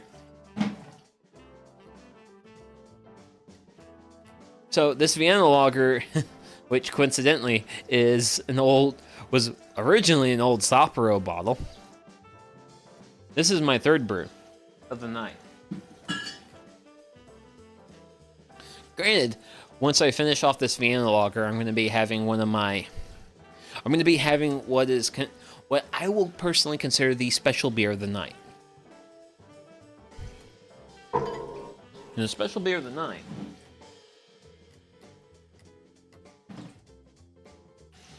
is... Have you made any sours? No, I have not made any sours. I like sours. Sours are definitely in that. It's appreciable. It's enjoyable. But if I brew a sour, as far as this side of the process, I'm fine. But if I brew a sour in a fermenter, well, don't want to miss all your... Well, the thing is, if I brew a sour in a fermenter, that fermenter is firmly committed to sours. I can only do sours in that. If I do a sour. Also, my son wants to get into this brewing. Nice, yeah. I mean, home brewing's fun. It's definitely it's definitely one of the more like fun, neat hobbies. Cause, for example, during the mashing process, we're basically having hot malt and water just sit for a while. Honestly, if I'm not streaming and I'm doing this, I just go make some food, and then I go make some food, and then while my beer does its thing, and then I like have beer, drink beer, all that fun stuff, and just go on about my day. It's definitely an enjoyable hobby, and you get 5 gallons of enjoyment after. So I typically spend, so I will say setup, not the kits, but mixing the hops and stuff. Okay. So actually working off actual recipes. Yeah, like that's. Like, I don't want to use the term, like, big boys club, but, like, I mean, like, typical regular people, like, that's just where, like, this is where I'm at. Like, I got an absolute pile of hops here. Because we're making a pale ale, well, we're making a pale ale with, like, not 9, but 5 ounces of hops. Granted, 1 ounce of those hops is going to be dry hop. But yeah, special beer. Special beer is going to be Emerald Cliffs by Athletic Brewing Company. This is a non-alcoholic beer. But this is also a non-alcoholic nitro beer. And apparently, I have not confirmed this yet because I have not opened any of these cans. But there is no widget in this can. Apparently, Athletic Brewing has figured out a way to make nitro stout, and that's what this is. This is a nitro stout. They have apparently figured out a way to make a nitro stout happen without the widget. Which I was like, that's interesting. That is interesting.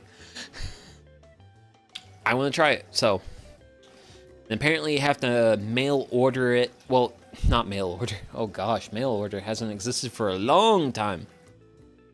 I know changing some aspect of the brew has substantial changes to the final flavor. Yes! That is one of the very, very fun things about this hobby is like, there's a reason why there's thousands and thousands and thousands of craft breweries, and each craft brewery has maybe, well, larger, mid-sized breweries would probably have like at least 100 different things they usually make. It's so complex. That's why it's so much fun. Yes, yes, yes, yes. Because here's the thing: in making beer, you're working. Typically, you're working off 4 ingredients. You can change that though. You have water, hops. Well, actually, technically, it's water, malt, hops, yeast, in the order of the greatest amount used to least amount used. yeast will change the flavors you get. The hops you use, even if you use the same amount but a different variety of hop, will change the amount of alpha acids you have. Let's see here.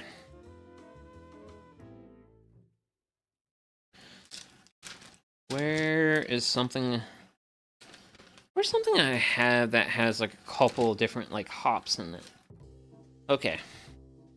So in my English Golden Ale, 10 Nager hops come in with an alpha acid of 2%. Cascade, 6.1. We're actually using Cascade today. Simcoe though. Simcoe comes in at 12.5% alpha acid. Alpha acids are the components of the hops that contribute the most to the actual like bitterness flavor. Okay, so I have a good little bit of foam flavor. Well, a good little bit of like foam happening here. I'm just gonna up that a little bit. Get a little bit higher of a flow rate, just because some exciting things are gonna happen here soon. And then once I take care of the exciting things that are about to happen soon, then I get to... I'm gonna treat myself to a bathroom break at that point, but that's when we get to that point and I'm firmly doing good at that point. But it's 4 ingredients. It's 4 levers. What grains did you use? Good question. Good question. So I did link to the recipe down in the doobly-doo. But for today's pale ale, we are going in with 8 pounds and 8 ounces of good old two-row. We've got 10 ounces of caramel malt, 40 Levy-Bon. Then we've got 10 ounces of Carapils for head retention and a little bit of extra body there. And then we have 10 ounces of Munich, which I also wrote the Levy-Bon, which it's more important for caramel because there's a lot of types of caramel. Big fan of USO5. I mean, USO5 is like the most commonly used like stuff. Like, do I have my full thing here? I don't. One moment.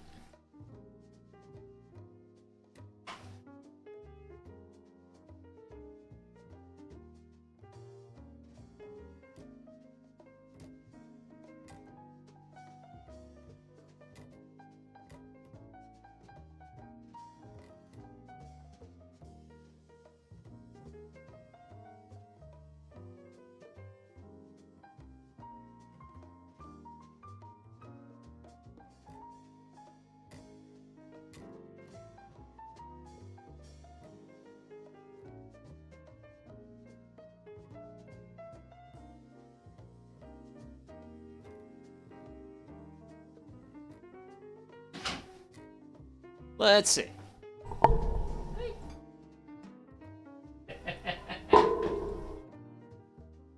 Here. So I normally have a stack of old yeast packets I've used historically on brews, but so this is, let's see, wait. USO5 is red, blue is, this is their lager. This is their lager style ale yeast. This is, coincidentally, that's also the same ale yeast I used for, yes, 3470. But yeah, 3470. I had a pack of all the yeast packets I've ever used laying around somewhere, but I probably have moved it for some reason. But yeah, 3470, and then there's, I think it's US04. I think it's 04. It's the English ale yeast. That's actually, I have a recipe book. Yes. It is 04 for the English. I only know that because I'm using it tomorrow. Ah, okay, okay. I'm cooking some Montreal-style barbecue. Ooh, pork loin center chops for supper. Nice. Man, I wish I was. I wish I was like cooking up some good food for supper. Oh wow. Oh man, I turned that lever and that flow rate went way up. But I would also. So we're starting to get a nice, like, consistent layer of foam here. That means we're gonna be approaching what is the most exciting part of a brew day is. For those who don't know, the most exciting part of a brew day is a thing called hot break. Hot break is when you first get your wort boiling, and it's very exciting. You cook some wicked food. Yeah. Well, okay. Yes. But also, my game plan for next week is, so I have not cooked any food in 2 whole weeks. I also have a new fire pit. I'm going to be, for next week, I am planning to do nothing but campfire cooking streams. I just want to do campfire cooking streams for an entire week. I have not decided on all. I have a couple of my meals checked, well prepared. Looks like it's gonna have a mad hot break with all that foam from the protein. Well, we'll see. We'll see. Yeah, awesome new fire pit because. So the cool thing with the new fire pit is I can actually cook while standing up, which coincidentally, most of the time I'm streaming, I'm also standing up. So I'm very interested in seeing how a campfire cooking stream happens while standing up. Plus, I'm also wanting to test out my laptop for streaming while I do that. I'll probably do some testing tomorrow as far as game plans for me. Well, stuff for me to do for tomorrow is going to be like getting the laptop and actually, so I've got OBS and a lot of my assets loaded and most of those things dialed in, but I haven't actually hooked it up to like my iPhone for tracking, my microphone. But I actually want to bring it down here tomorrow. And can we get a demonstration of you lighting the fire pit method? Yeah. It should be easier for me to do that because historically it's been hard for me to light fire pits when I'm sitting down. So my preference has been getting the fire pit lit before I actually start like cooking. Just because it makes my life a lot easier. But if I'm standing up, I should be able to, because if I'm standing up, I have more reach with my arms, which for those like you, Mr. Spock, who have been around for a while, I have obnoxiously long arms for an individual of my height. Your fire pit lighter is, which one? Because this is technically a fire pit lighter. Actually, this is just a single pull. Which, I mean, this works. This works. I mean, this gets the job done, man. It's not the... I don't know which other one you're referring... Well, who knows? Maybe I know the one you're referring to, but... Which that one's certainly fun. Granted, I just did that one for a bit. Like anyone else on the internet is like, hey man, you gotta do it for the bit. So this is getting very close to the point where I have to watch it like an absolute hawk. So now is the time to go hobby, reward myself. Are you going to sparge or nah? So I actually sparge while I am recirculating the wort. I don't I actually don't know. I suppose if you were to sparge afterwards, it would probably up your efficiency a little bit because you could wash that fresh water through the grains. But typically I just sparge as I'm doing the wort recirculation because I don't have a third vessel to hold the sparge water. So that's kind of the reason why I do it the way I do. It's worked. I haven't gotten any bad results. Just how I do things. I mean, guys, we've been brewing beer since we've been building pyramids.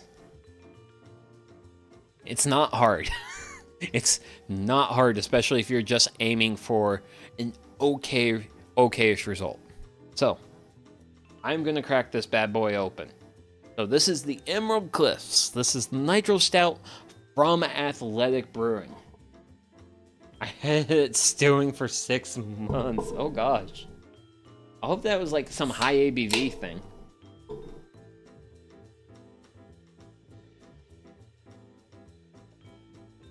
Here we go. There's the pour.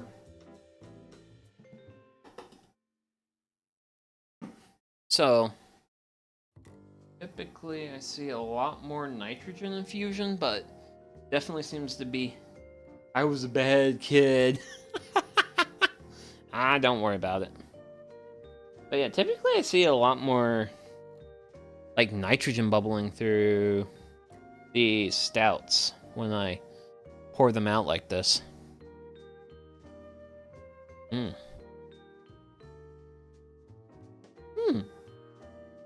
know what?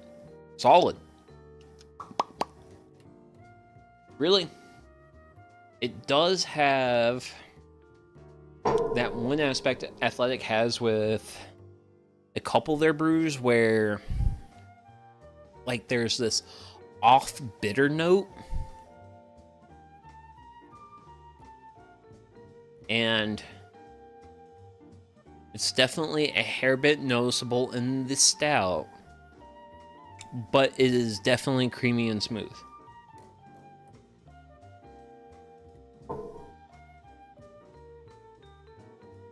It looks for real. I mean, it's definitely tasty, boy. It's definitely good. I think they might have been a hair bit too ambitious with them trying to abandon the widget. But you know what? It's fine. It's good. But yeah, well, here's the can. There's no widget. They have done the Nitro Stout without a widget.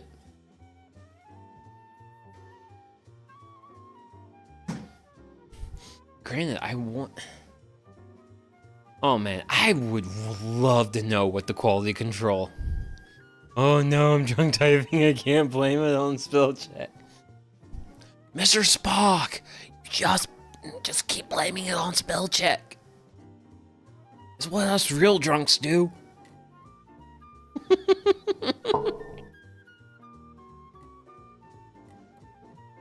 Granted, the issue is right now is I really want this hot break to happen because I am definitely at the point. I am definitely at the point where I deserve a B break. Because so I've typically already done P breaks by now on streams, but I cannot leave this out of my sight until I get a good boil going. You cannot leave something like this out of your sight until you get a good boil going, because look at the bubbles, that's normal. Yes, the bubbles are normal. But these bubbles hide a secret, and the secret is terrifying. I don't like the secret. I do not like an irresponsible hot break. We'll watch it for you. Yes, Dad's Old Chop, you can watch it for me, but you can't can't stir this thing. Now, granted, I do have a relatively low level of liquid. So my liquid level is like a little bit below 5 gallons. Well, a little bit above 5 gallons. There's times hot break has happened at 6 gallons. This is also the reason why I personally recommend, if you wish to take home brewing somewhat seriously, and you want to do what I'm doing here, which is a full batch boil, where you have your full 5-gallon batch of beer, and you're boiling the whole thing. Definitely get yourself an 8-gallon kettle, because that gives you room, gives you all that room for all this foam. Because when this foam starts acting up, it does so quickly. Like right now.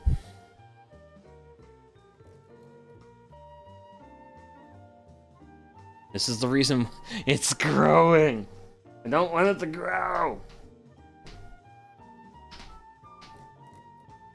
Get you out of the way.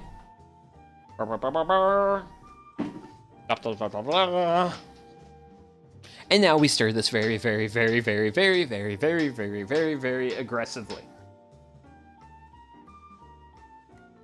Because if your beer boils over, congratulations, you now have a very hot and sticky mess. When do you crash? Oh, like crash cooling? That's gonna be later. That's gonna be at the end of the boil. Right now, we're just trying to start the boil. And it's thinking about boiling. Yeah, you better behave. You better behave, you silly beer. I got my eye on you. I got 2 eyes on you.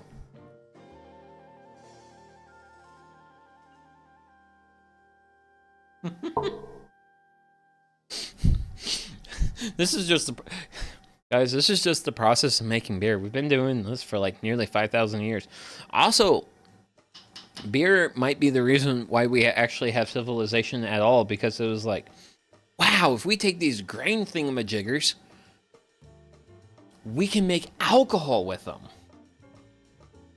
Versus in hunter-gatherer societies, it made it really hard to make like lots of grain happen at one spot. But if we make lots of grain happen at one spot, we get both bread, which is tasty, and we get corn chips, which are tasty, and then we also get beer. And then we complete the holy trinity of food that nourishes mankind. And by mankind, I'm only referring to one sex of mankind, of which I am also a member of.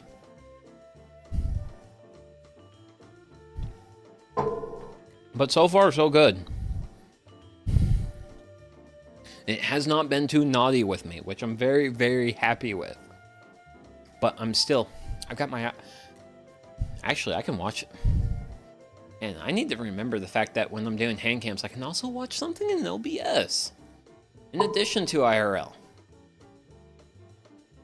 Oi. No. Bad beer. Well, bad.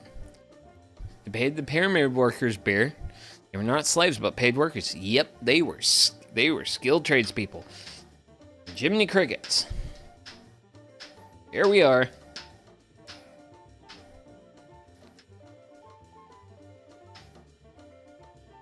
But yeah, this is also why you watch your work for a period of time. Because you can get the boil going. And it will behave for a period of time. And then it will be naughty again. This is the most delicate point in time in this young beer's life. We gotta treat it with a lot of respect, but we also have to be willing to use our stir stick. And because if it acts up, it is on me to keep my feet from not sticking to the floor, which that's going to be the end result of you acting up, you silly bean.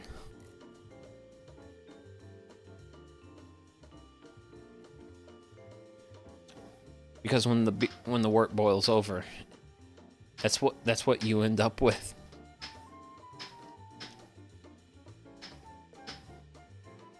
Is a sticky mess all over your floor, which, as you can quite clearly see, I have a concrete floor, which makes it very easy to clean. I still don't want to clean it, though. Don't want to clean my floors, man. So, I think we're doing reasonably well. I think it's thinking about behaving enough.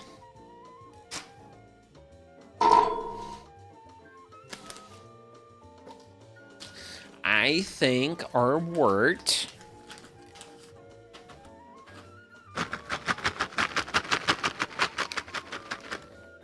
can maybe... Do you want a treat?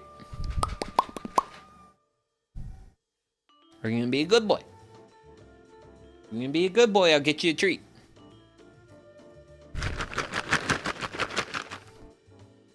Okay. So you're looking like you're gonna be a good boy. You get a few treats. You'll eventually get all your treats, but I need to make sure you're gonna be a good boy with your treats.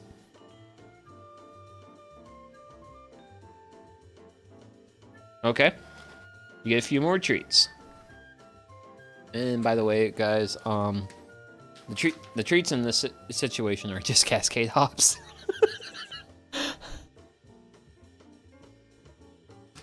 And this is also how, like, you wish to...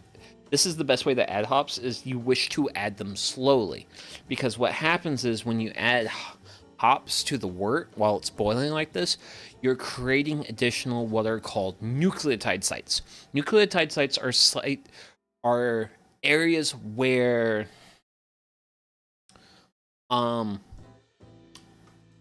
steam can form. Like steam water bubbles, all the bubbly stuff that's happening. Same as the Aztec pyramids. They were built with church taxes. They went into the mountains for 4 months or so and then returned to their life. Yep. The whole idea of like, hey guys, let's stop what we're doing for 4 months and then we can get back to our daily lives was definitely a lesson we could have used in the year that, well, the year something called 2020. Because I did not stay at home for 4 months. It would have been really nice if I could have stayed at home for 4 months. Oh, shucks, that would have been good times. I could have done so much gardening. So much gardening. There we go. There we go. Okay, coolio. Get my unbelievable engineering.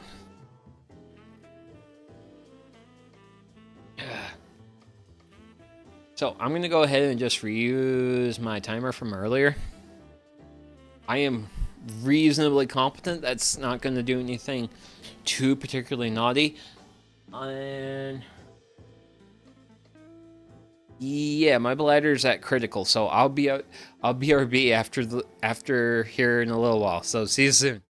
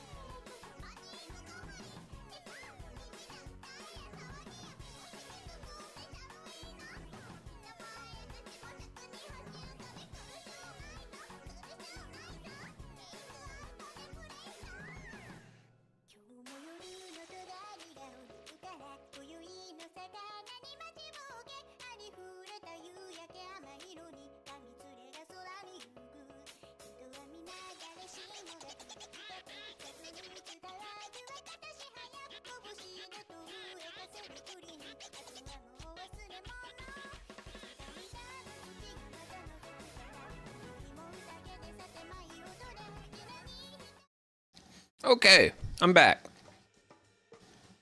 And this thing has been reasonably well behaved, which I'm really thankful for. Because if it wasn't, that would be not bad. That would not be a good time for me. So, we got our boil going. We have hops added. We're letting all those various fun aspects of this aspect of brewing happen. So, while I let the boil happen, this is the part of the process where I start getting some of my what I call accessory tasks done. Accessory tasks are things that relate to the brewing process, but I can do at kind of sort of whatever time I want. Hey now. Hey. Don't be thinking about that. Don't be having those kind of thoughts. So,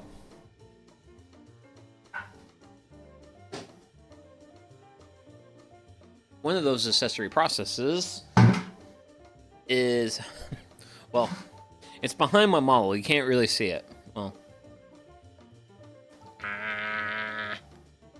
there. So you can kind of see a little bit of the action that's going on, but also what I got going on here. So, what I'm going to do now is I'm going to add water to the bucket. By the way, this bucket's my fermenter. So this is where all this wonderful, wonderful wort is going to go from being wort into beer. It's going to happen down in here. Actually, wait. Where's my... Sorry, I had to turn the fill gauge towards me.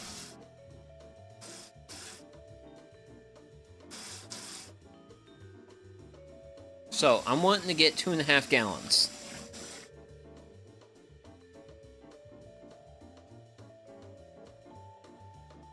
Of that liquid gold water.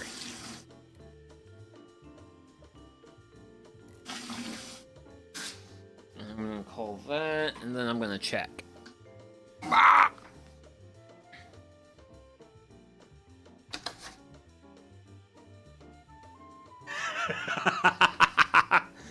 Oh, goodness gracious. That deserves a big stretch. I nailed it. I nailed it, and I honestly can't believe I nailed it. So I've got my 2.5 gallons there. Why is that important? Because it is time for our good friend, Starsan! Everyone, say hello to Starsan. Starsan's very important here. Starsan is our non-contact sanitizer. So, what does that mean? Right now, what you're seeing here is what's called the hot side of the brewing process.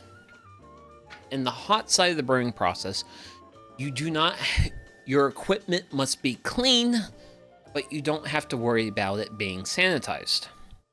But when you move from the hot side of the brewing process to the cold side of the brewing process, which is going to happen in between these two containers, sort of, then you must concern yourself with sanitization.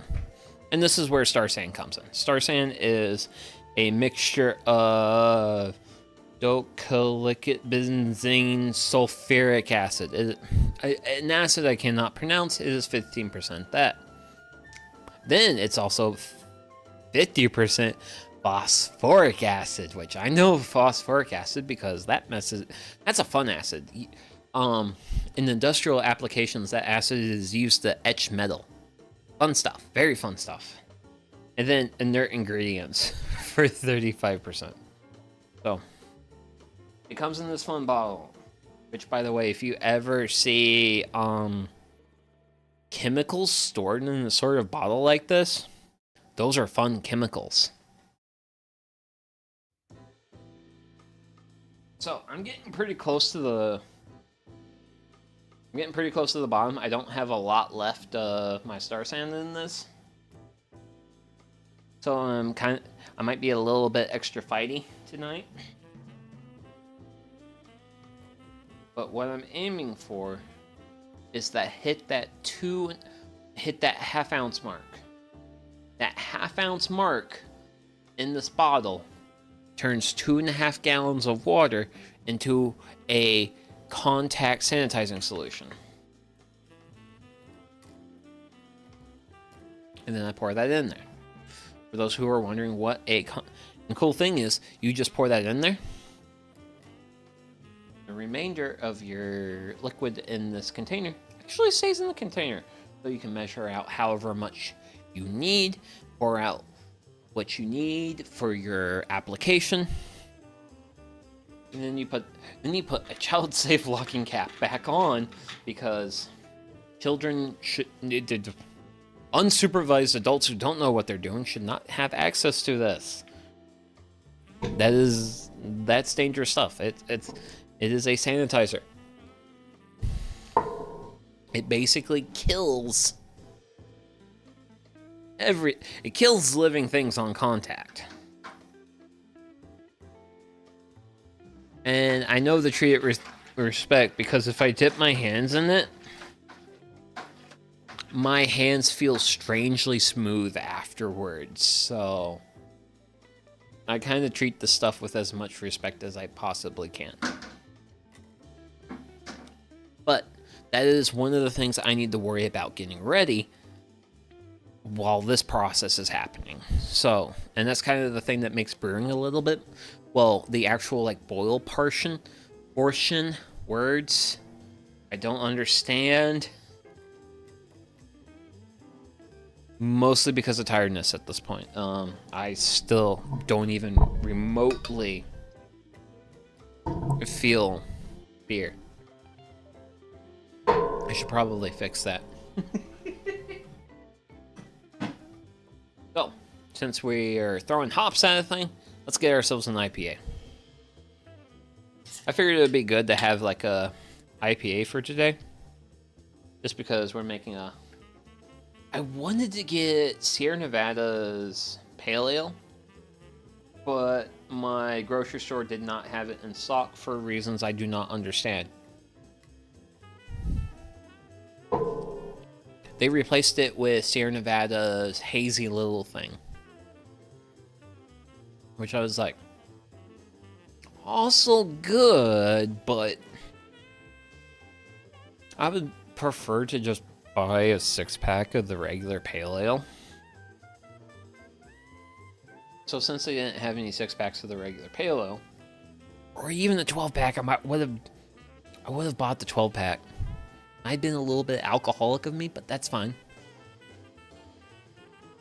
But they didn't even have 12-packs. They just didn't have any of the Sierra Nevada Pale Ale. And that made me a sad VTuber. Well, kind of sad VTuber. Ugh. Big stretch. Big stretch. Stretch when you brew. Stretch when you live. Take care of yourself. Like, certainly enjoy life, but by all means, like, take care of yourself, because you gotta take care of yourself in order to take care of those who are important to you, and also what matters to you.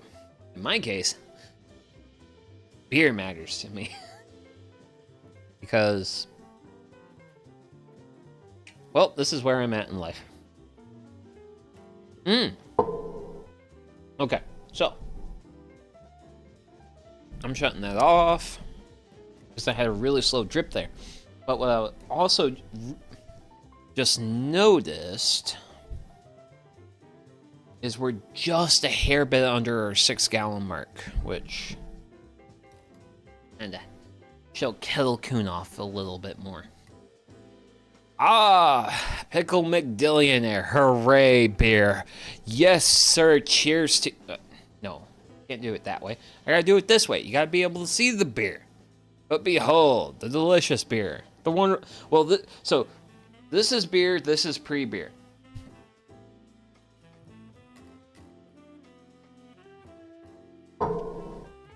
But not only do I celebrate food here, I also celebrate what goes with food, and that is beer. But yeah, I hope you're having a good day, Mr. Dillionaire. As for me, I've been physically tired, but that does also mean I've consumed a couple of beers, and I'm just like, well, what's alcohol? You bottling or kegging? I go the bottled route. So the Vienna Lager was bottled, and then I also have here, this is my, so for my red caps, this is a amber ale I brewed. I go the bottled route because if I'm being perfectly honest, I like beer a lot, and it's a lot easier for me to control my drinking if it's bottled, because then I can be like, oh man, I'd like some beers, but they're not cold, so therefore I'm not going to drink any beers. Oh well, that's why I go the bottled route. Bottled route's more work, but it controls my it's a control on my consumption. I would genuinely be scared if I had access to a kegerator. Granted, during the heydays of like home brewing and craft beer and seeing like the kegerator build videos, I'm like, holy smokes, building a kegerator sounds fun. Especially the part where you have to take the hinges off a freezer. Yeah, those hinges actually have really good springs, and if you're not careful, when you take those hinges off, the part that was attached to the main body of the freezer can just snap back with so much force to leave the nasty beers. And I was like, oh man, like this is beer related, and also there's a chance of bodily harm. I'm in. I am so in. But much as that sounds like a fun thing to do, I like beer, but I also understand the need to respect beer. Beer needs to be respected. And also I have I may not have kids in my life. Bottling is great because you can give them to friends. Also that too. It does enable sharing. And it also enables transportability. It's really hard to transport a keg. But bottles are more easily transported. Granted, speaking of kegs, the brewery, West 6, I was at their main branch in Lexington, Kentucky with my friends a while ago, and we actually noticed they had a price list So they have windows that let you see into like the main like brewing space, and then on the one of those windows, they had basically a sheet of paper telling you what beers and what cost they would be if you were to buy a 5-gallon keg, which we're just like, huh? They typically have never averaged, like actually like advertised keg prices before, and it was like, huh? We really do need to make that keg party happen at some point, because we've always talked about like doing a, like buying a keg and drinking it together. But I was like, guys, we can't do this now. Not now. We have to wait. We have to buy their time. For eventually, spring will happen. Then summer will happen. Then as the sun sets on the ravages of summer, a beer style that originated in Munich, Germany, will rise across the land and bless us all with its deliciousness. The style of beer known as Oktoberfest. So I was like, guys, let's just wait for the Oktoberfest, because Oktoberfest is great because it's drinkable. Because I think their Oktoberfest is 5.4 ABV. It's whereas their IPA, that's 7%. So it's not as heavy on the alcohol versus other offerings. And also, we know a lot of friends who really, really enjoy it. What's your go-to cheap beer? I have had a couple of go-to cheap beers in my life. At one point in time, I was a really big fan of Dos Equis. However, though, with Dos Equis, I don't know if most people would consider Dos Equis to be a quote-unquote cheap beer. But for a period of time in my life, I was a pretty big fan of Dos Equis, and I enjoyed it fairly regularly. But if I was to actually buy a quote-unquote cheap beer here in the US, it would be Rolling Rock. Rolling Rock was, if I wanted to cheap out and buy a cheap beer, I'd get Rolling Rock. Because Rolling Rock was fine. Like, it's cheap, but it's fine. It's nothing spectacular, but it's perfectly fine. But that was my go-to choice for it. Actually, funny enough, back when I was a young Sugi, my my best friend, he bought was it a 24 pack? Yeah, it was a 24 pack of bottles. And he bought them the night before we were gonna leave for OhioCon in Ohio. So he left them in his car's trunk overnight. So OhioCon happens in winter. So he had the beer in there. Then we unloaded it into the main car when we drove up there to OhioCon. And then when we opened up the 24 pack of Rolling Rock, there were like ice crystals in the Rolling Rock. And it was like, oh man, these are like Rolling Rock slushies. Ah, good times of being a youngster. Really good times of being a youngster. Gosh, I want to say that was also the time when him and another friend. Oh well, that makes it better. I mean, that's really cold beer, man. Like the type of beer that's like almost in like a slushy form. I can't relate. I'm in Florida. Oh no, Florida. Yeah, things get so cold here, man. Like, you leave beer in the car trunk at the wrong time of year and you have ice in your beer. Yeah, I actually heard Florida Florida was recently cold, but that was just because my boss's wife was at Disneyland this past year. You get smashed faster because, oh, freeze distill. Well, it depends if you're not drinking all the liquid.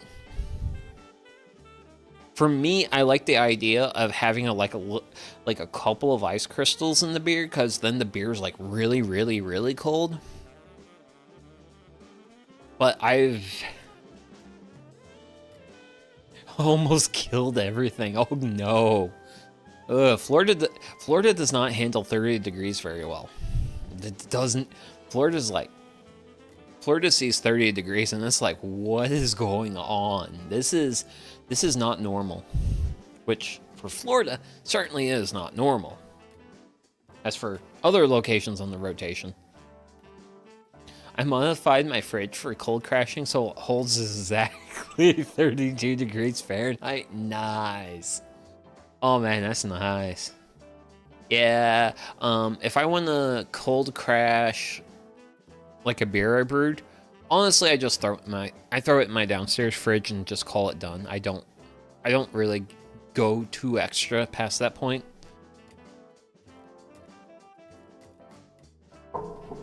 Mostly because my approach to homebrewing lies in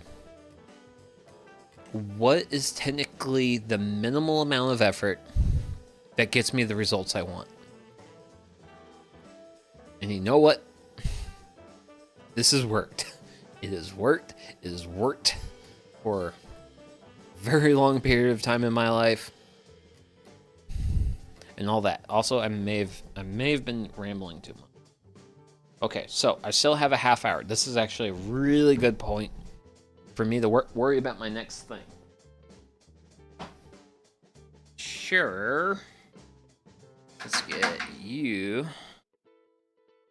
You're smart. I'm addicted to buying shiny new things. Hey, there's nothing wrong with buying shiny new things. We do not shiny new thing shame around here. I bought as a birthday present for myself a $500 Grizzly drill press, and I love that thing to pieces. We like shiny things. I'm a guy living in the garage. I like shiny things.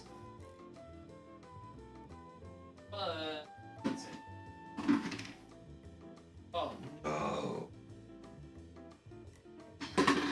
Oh no, I might be suffering from the worst disorder known to mankind.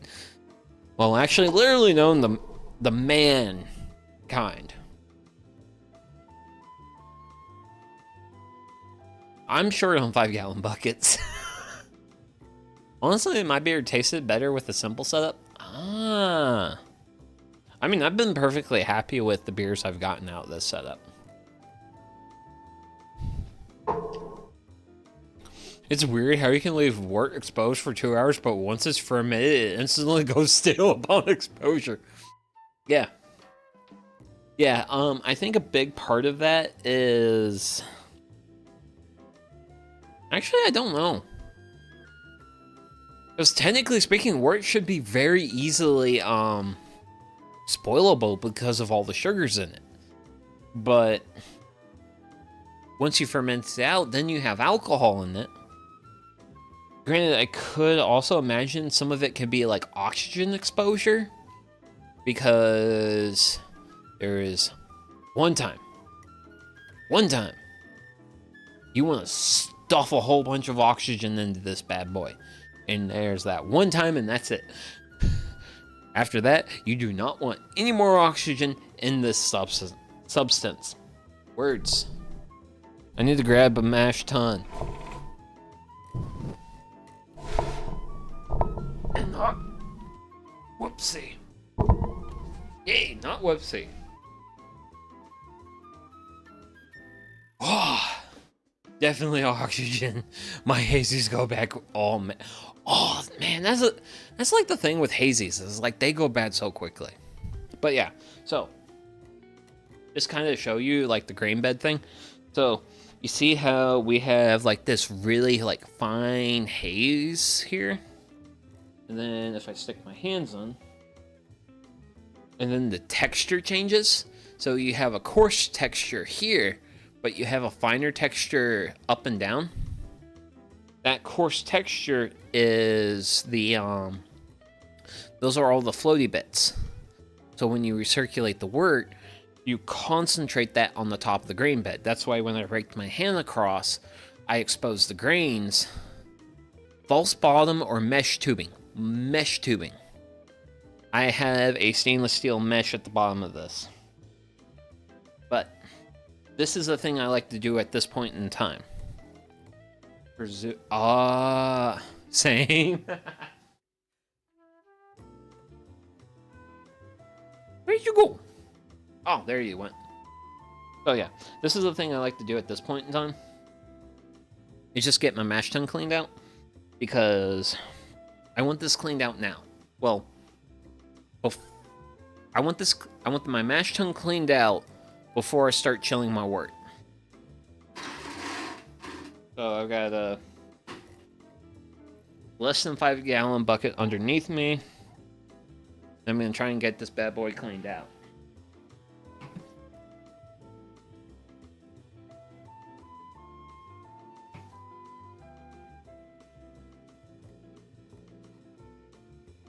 A big reason why I do this is when I am first chilling my wort, I like to take the first like runs of hot water. If you don't, that stuff gets stinky. Yeah. Well, what I really do is when I'm first chilling my wort, I take my runnings into essentially what is an empty mash tun. And those runnings give me a source of hot water that I then use to clean all my equipment afterwards. Now, granted, because of the grains and such, it's not like super clean, but I can at least get a vast majority of all the like chunks, like hops in the brew kettle, different things like that. I can get a lot of stuff fairly clean fairly quickly. So that's why I do this, because I basically turn my mash tun from a thing that held malt and wort into a thing that then holds up my hot water. Well, I came up with this idea just because I wanted to be a little bit more efficient with my brewing process. You know? Because if I use the waste heat water from the brew kettle, that allows me to essentially be more efficient. Because then I have hot water to clean everything. And I'm also just like kind of one of those like efficiency nerds, so that's something I think about a lot. Like if I think there's like some way to do something in a way that consumes less energy, then I'll do it that way.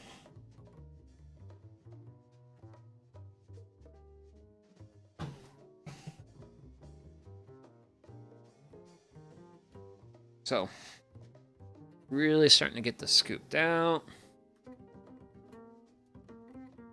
Starting to expose the mesh screen. Now, granted, I do want to get a false bottom for the brew kettle at some point. Just for the hops. Just because I'll do like a lot of whirlpooling after I've chilled the wort. After the boil.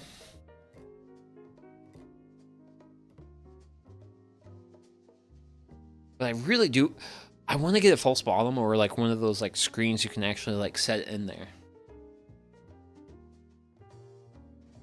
Which my homebrew store has a program through their payment provider where for every 20 bucks you spend, you get 1 star.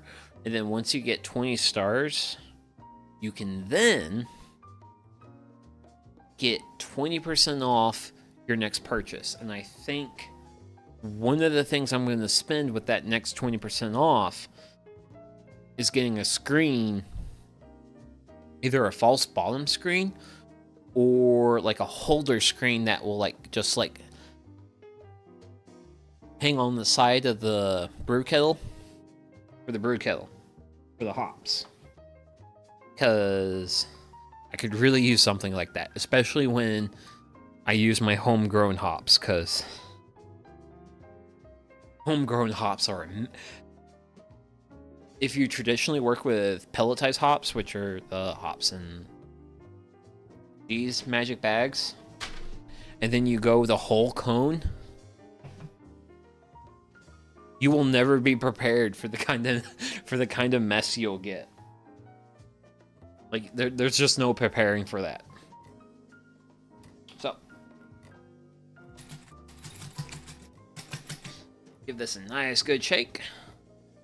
Takes everything and puts it on one side. Makes it easy for me to clean it. Yeah, I used homegrown once and it clogged up my pump so bad. Yeah. So the thing is I actually grow some of my own hops. And basically I grow enough hops to make one batch of pale ale once a year. That's the extent of my hop growing program. I am not a craft brewery. I am simply a suburbanite with way too many hobbies. But you know what? I have an old... How much weed do you grow? None, actually. I have... Other than alcohol, I have never, ever partaken of any other poison.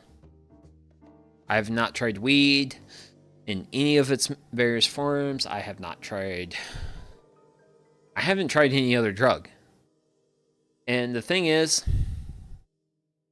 it's not because I'm a great person. It's because I'm a person who doesn't...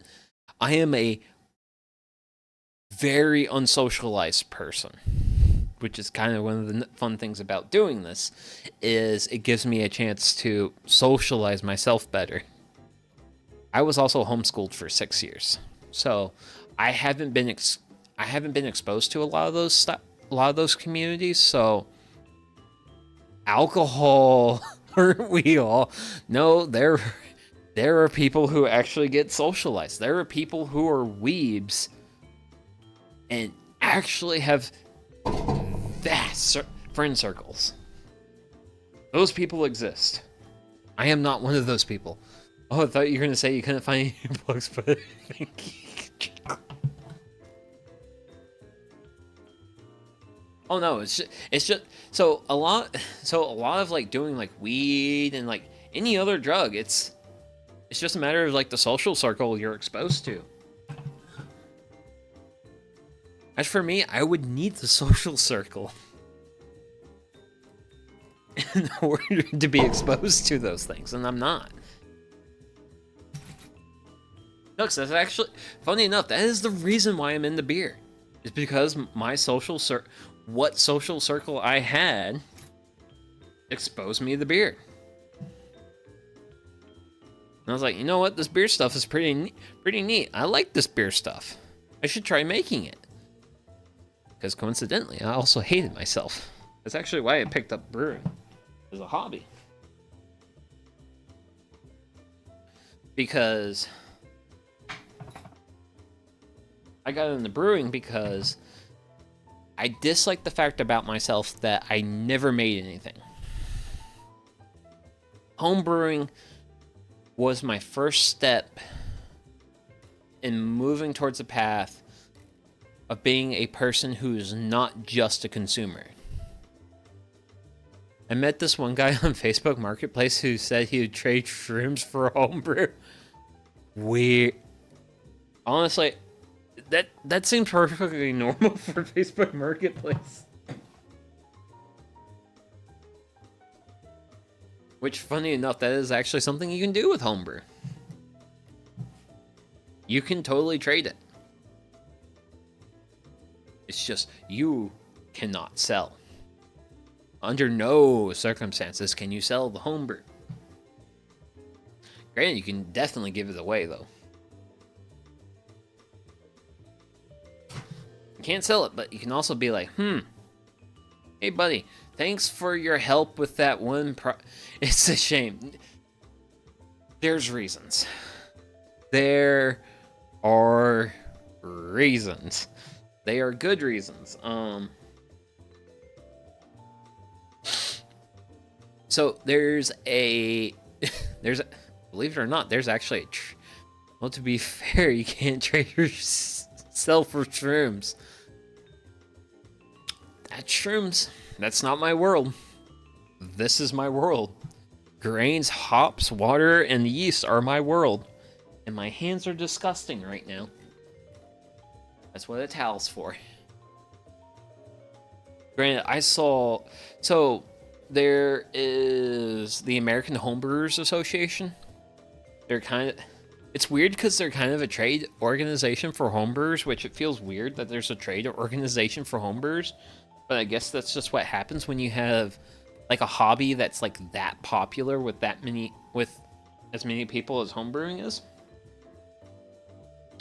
But they actually released a article on their website once on a particular date that talked about a new set of rules classifications for things that were considered cottage industries, which was like a thing that was like recently passed by Congress. This article was published on April 1st. That was probably the most I was gotten with an April Fool's joke. Which the April Fool's joke was, because of some new rules that were passed, you could actually sell homebrew. You can't. You can't. It's not allowed. But yeah.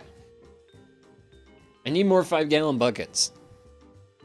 I maxed this bucket out.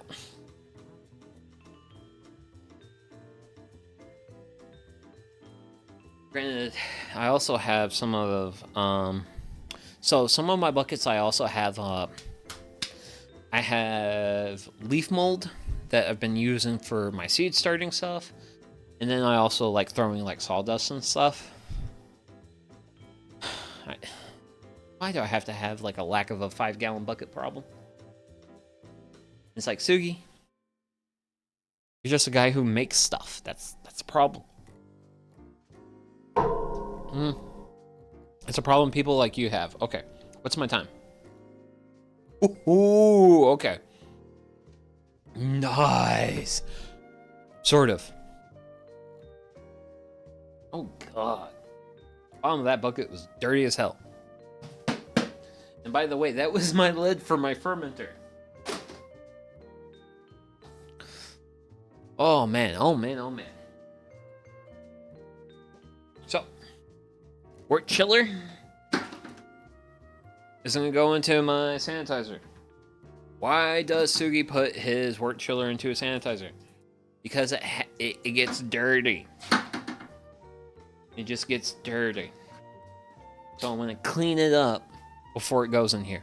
But we are pretty much at exactly the point in time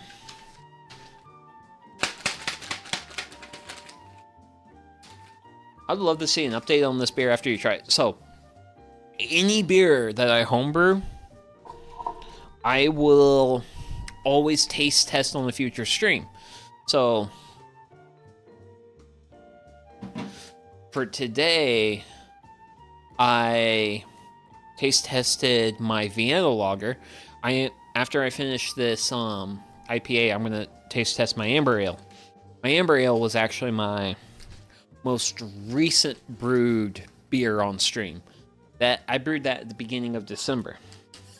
But any homebrew that I make, I will always do updates on.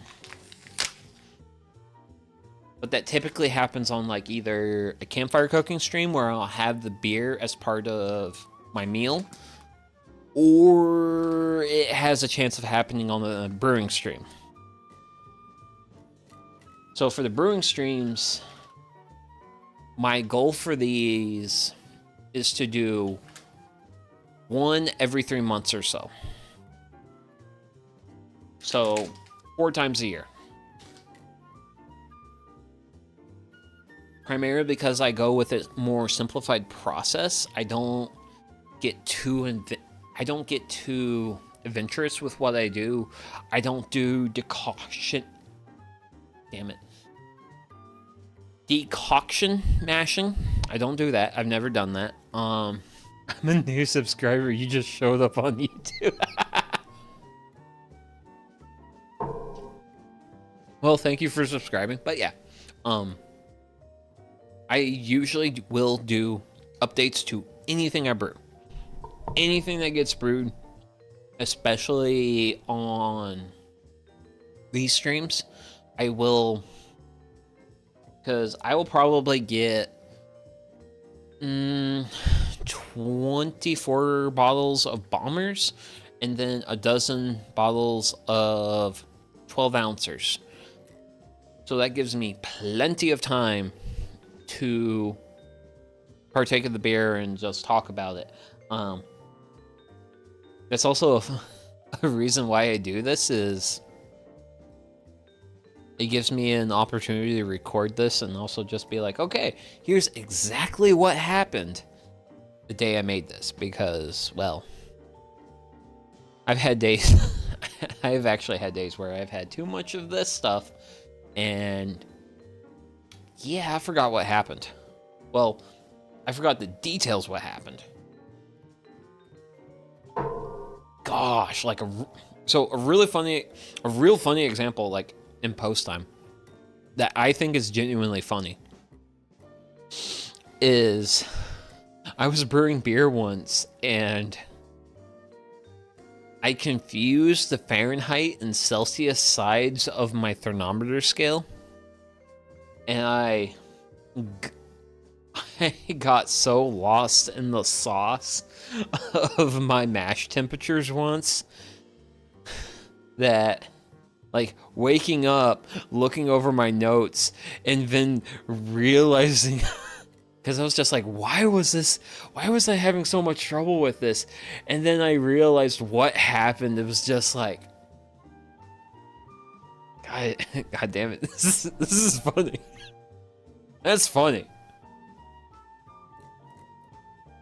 I think that's genuinely funny because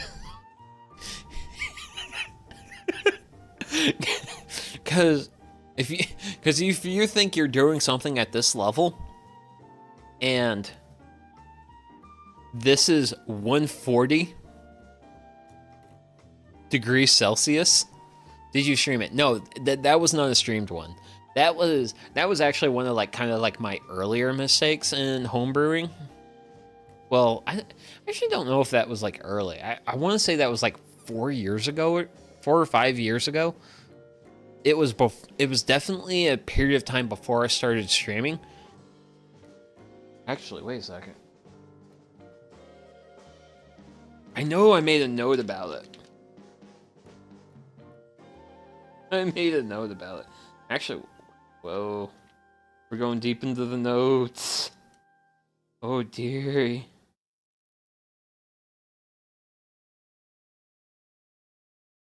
Which also I don't get too into my... I typically don't get too far into my notes anymore. Simply because I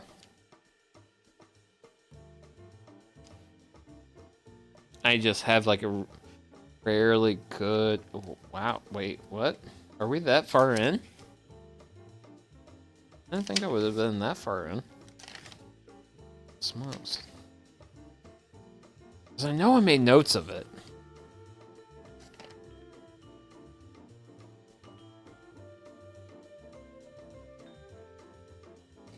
Because boy, oh boy, I made a note of it. Okay. I'm looking at my notes, but I still got my eyes on you, Wirt.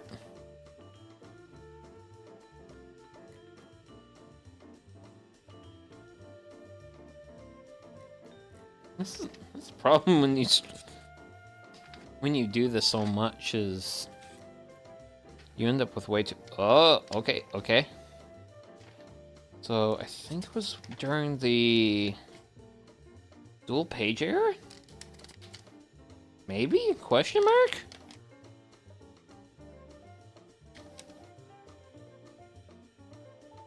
Oh dear, we're getting into I'm getting into some recent time here. I don't like that. Oh no, we're getting into the period of time I've actually been streaming. Weird. I know I made a note of it. I have multiple notebooks. I gotta remember what color order brew I brew in. Ah.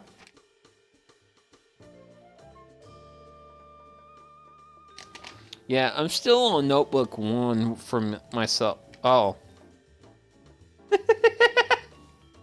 Oh gosh. I never wrote it. Okay, so. This was my 3rd brew that I made this mistake. This is the note I wrote to future Siggy.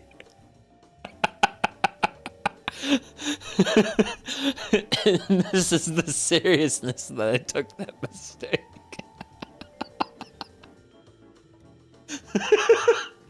I was like, I knew I wrote it in like extra big numbers and all that, just because it was like, oh man, this is like, it ain't just like deeply embarrassing. It's also just like, what the hell was I thinking? Which, funny enough, that that 3rd brew I actually screwed up. Never do that again. Yeah. Oh boy. I truly messed up that 3rd brew, which, by the way, that 3rd brew was gonna be a banger if I did it right. Oh wait, no, too early, too early. Come on, come on.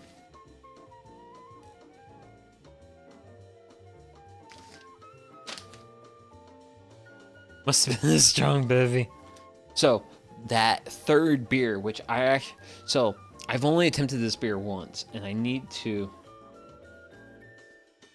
So, this is before I really standardized my recipes, but I was making a rye pale ale. I really need to try making a rye pale ale at some point, which I suppose today could have potentially been a really good day to do that, but and I was just like, I just went to the internet and was like, hey, I kind of want to try making a pale ale that's similar but also like slightly different from what I traditionally make. Can you like shoot me any recommendations? And then I found this on the Reddits. You know, on the plus side, you got the audience to keep you on the guardrail. Yeah, I do have you guys to keep me on the guardrails. I mean, I can at least blame that on early mistake, because like that was only like my 3rd brew. So, you know what? Better to make those mistakes early on versus later, because, well, to be perfectly honest, that 3rd brew turned into a drain pour. Because it was a rye pale ale.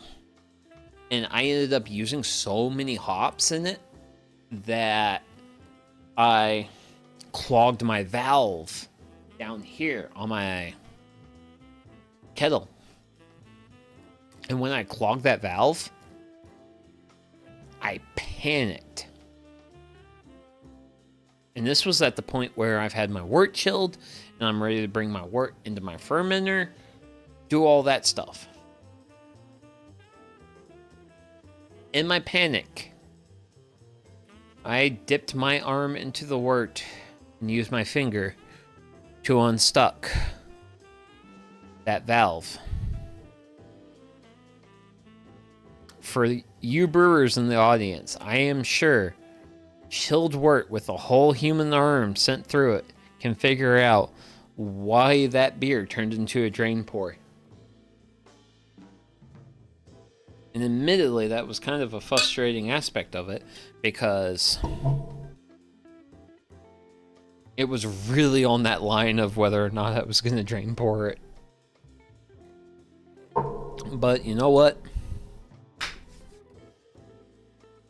I made that mistake one time.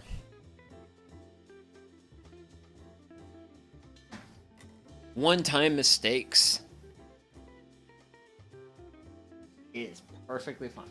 And would you look at that? That's a wort chiller. Yeah, we tend to panic a lot when we first starting. Yeah. Well, that's just getting into the hobby for the first time, and it's like, oh no, something's happened, and we don't know how to handle it because we, well, haven't really handled a lot of situations before. So we panic. But yeah, I need to grab PVC. Come on. Ooh. Behold PVC Kun.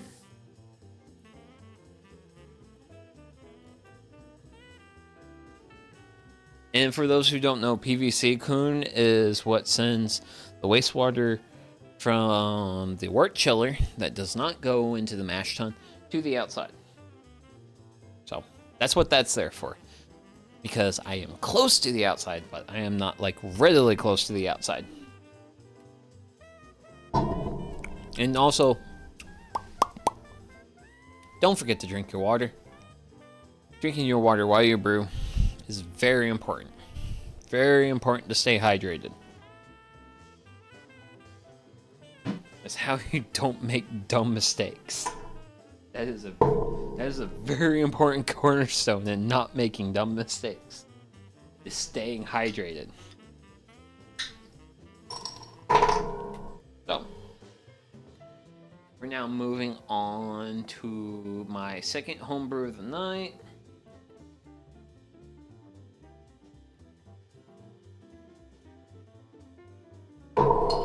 So here we go. And this is an amber ale. Recipe book. Which, funny enough, I think this amber ale recipe is also in John Palmer's How to Brew. It's the Big Basin Amber Ale. So we've got 4 pounds German Pilsner malt, 4 pounds Munich. Oh, I love you, Munich. 1 pound crystal. Yes, timer. Yes, I know. Been boiling for a while. That's fine. But yeah, we got crystal 60 Levy Bond. We then have a pound of crystal at 90 Levy Bond. And then we have a half pound of flaked wheat. Oh, man. That wonderful half pound of flaked wheat to just give a nice little bit of body, head retention. Which, granted, in this beer, we're using dextrin malt for. Oh.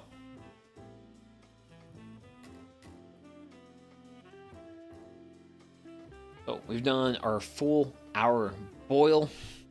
It looks great. Mount Hood. Beautiful mountain. Oh, man. Here's the thing. I'm from Kentucky, and some people like to be like, I'm closer to East Coast, which some people say best coast, but honestly, versus what knowledge I have as someone on the east side of Mississippi, I think West Coast is best coast.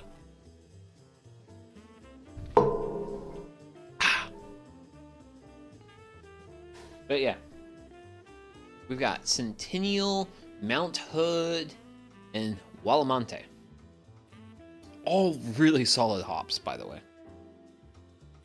Really good, real solid hops. Makes a fabulous amber. As a home brewer, I cannot And it cannot be happier. And then also I should probably...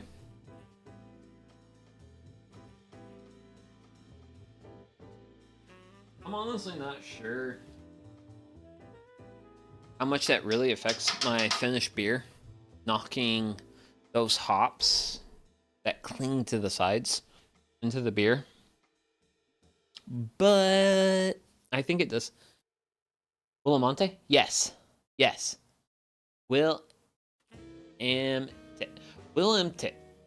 Willem Tit? Okay. Yeah, I can't use words. I'm too unsocialized for words. Did you use Whirlflock? Good protein separation. No. So,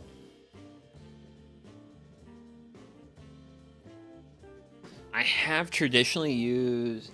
It's the name of the river. I know. I know. Because... Oh, God.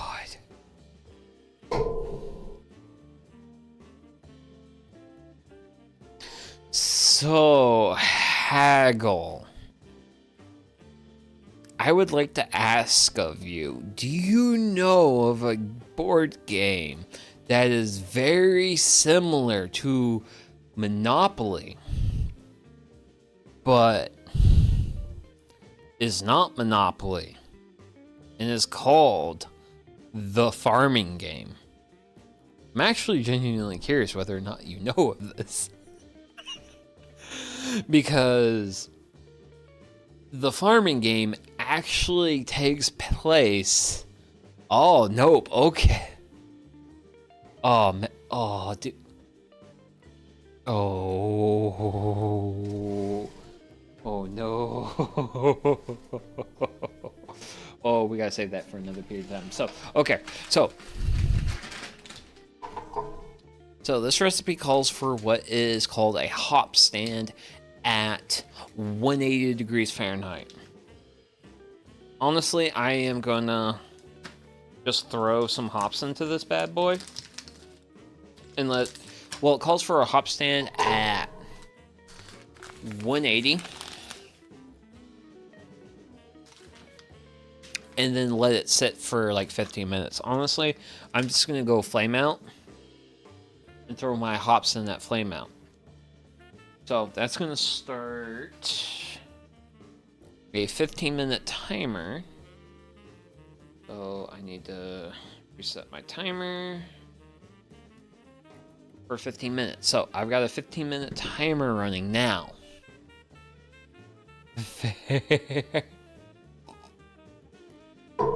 Well, I just don't want to worry about like doing extra stuff. Like honestly, let's just chuck hops into it and let it sit for 15 minutes. It's going to be fine. Because we're still definitely on the side of the process where things are fairly warm. We're not going to really worry about it. Also, going back to 12 looks like. I have traditionally used Irish moss in my brews, but I'm out. I'm out and I need to replenish. So I would probably say this type of beer would be the type of beer that I would want to use Irish moss in, just to help settle out a lot of the... As you can quite see, there's a fair amount of debris in there. Granted, most of that debris is also hops. So, going back to a certain special river valley. I need to run upstairs and grab a thing. I'll be back.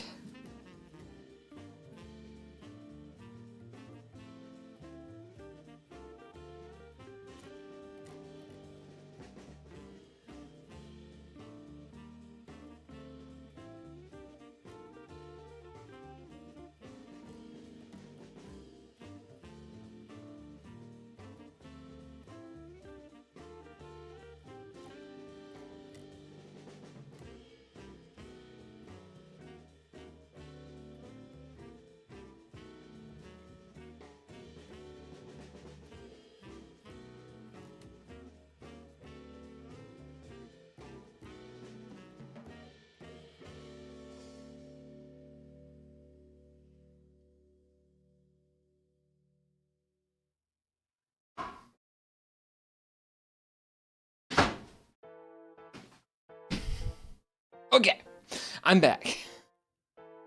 And oh dearie, oh dearie, oh dearie. Are you guys about to get some relatively deep Sugi lore? I have with me what is perhaps the most important board game of my life. And that is the farming game. Harvest the Fun, invented on the seat of the tractor. This is it's also the 20th edition of the game, released in 1999. By the way, if it looks like I have dearly, dearly, dearly, dearly, dearly loved this thing, this was one of my birthday presents when I turned 10 years old. That is part of the reason why this is something that lives in a great deal of infamy. Yeah, it does live in a great deal of infamy in my life. So, let me get the game board out.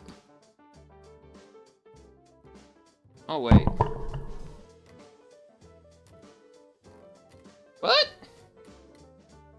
Okay, well, all this just turned into nothing. Because the river in the game is the Yakima River. Granted, what the Motowali? Because this takes place in the Pacific Northwest. This game was actually invented in the Pacific Northwest. Huh. Okay. Well, I'm a dumbass. Granted, at least in my case, I can blame it on beer.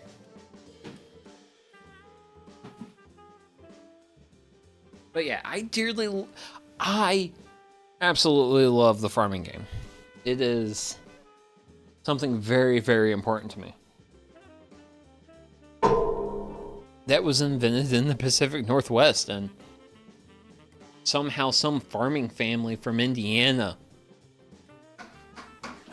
found it and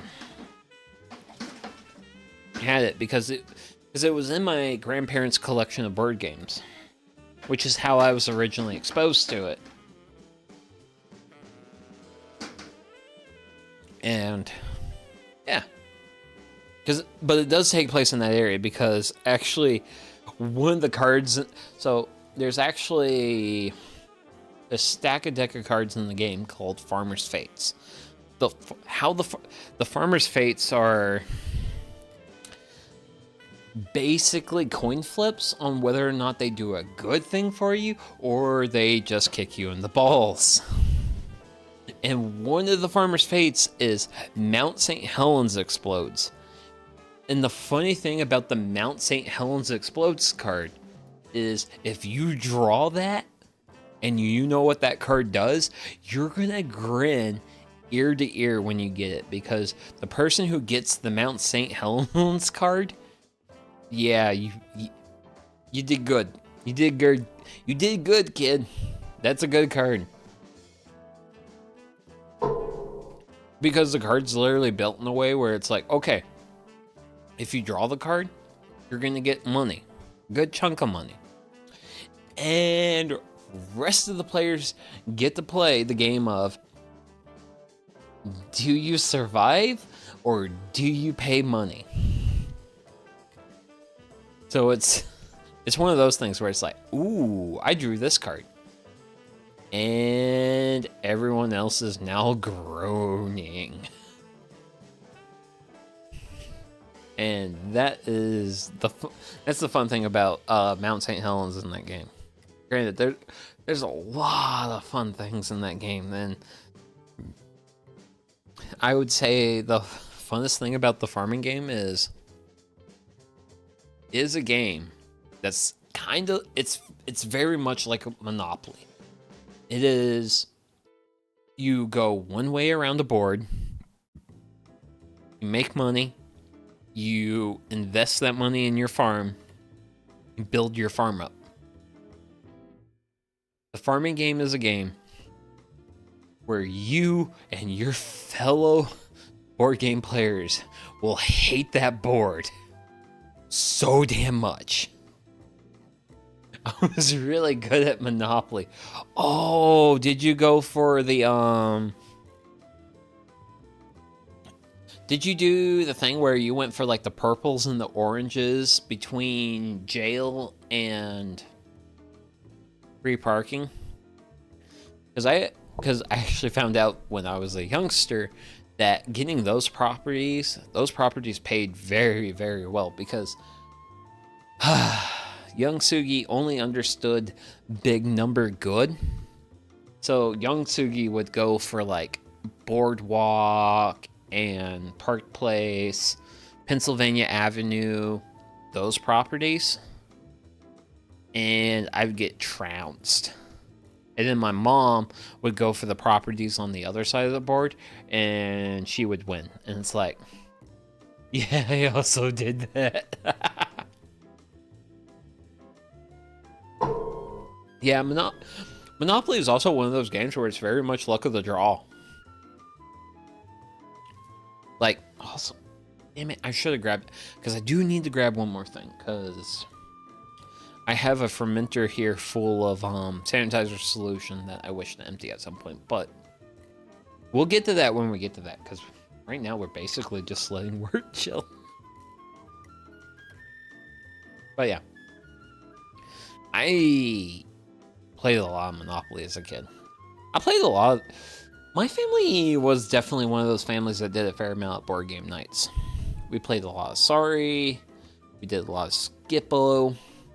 But once me and my sister matured into semi-young adults, we got introduced to the adult world. And in the adult world, the game of choice is a game called Euchre. And that is pretty much the board game. Well, it's a card game. Euchre is a card game. It's a card game, and if you wish to be familiar about the Euchre, chances are you're located around the Great Lakes area, because that's where the game's traditionally played, or like the traditional base of support is the Great Lakes area, both on the US and the Canadian side, by the way. But yeah, Euchre essentially so to somewhat describe it, it's basically kind of like poker, but also not poker. It's definitely a totally different animal, because the fun thing about Euchre is, because it's like poker in the sense where if you have like good cards, or kind of like, I kind of got, like, I have like one good card, a kind of okay card. Well, actually, no, I have a hand of one good card and everything else is okay. Euchre, you could make that work. Euchre is it's a very situational game, which is what makes it very fun. But it's also very it also has a good bit of strategy to it.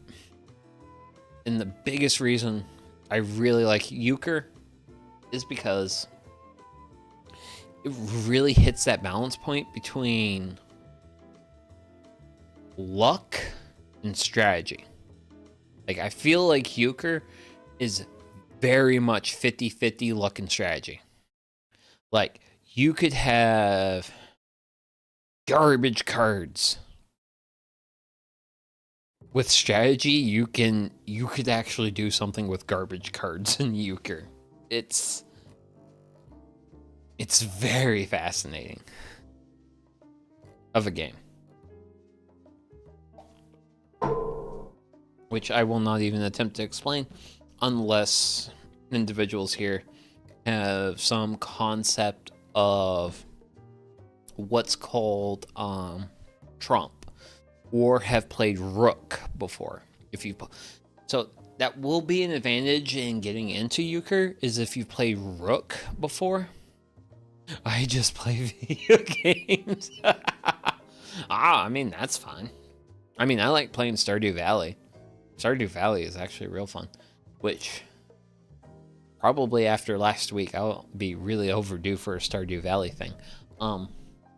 Actually, going into next week, I am planning to make the pepper poppers from Stardew Valley, because I just know the song The Gambler. Oh, man.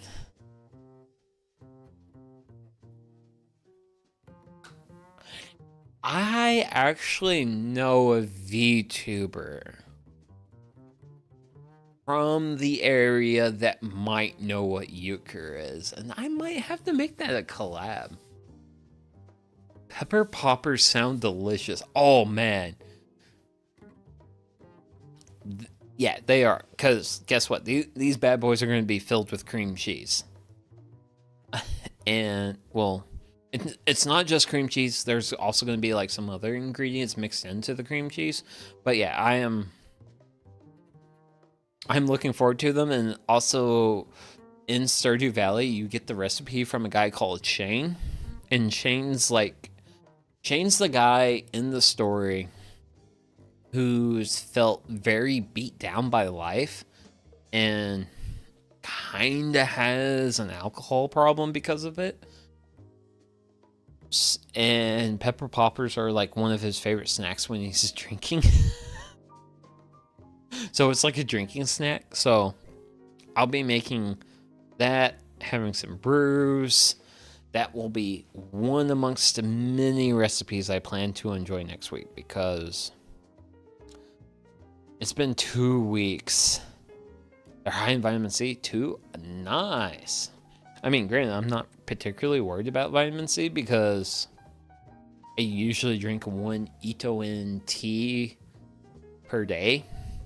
And 1 Ito-En tea has like 200+% vitamin C plus like the other stuff I have. So actually, what's the temperature of my thing?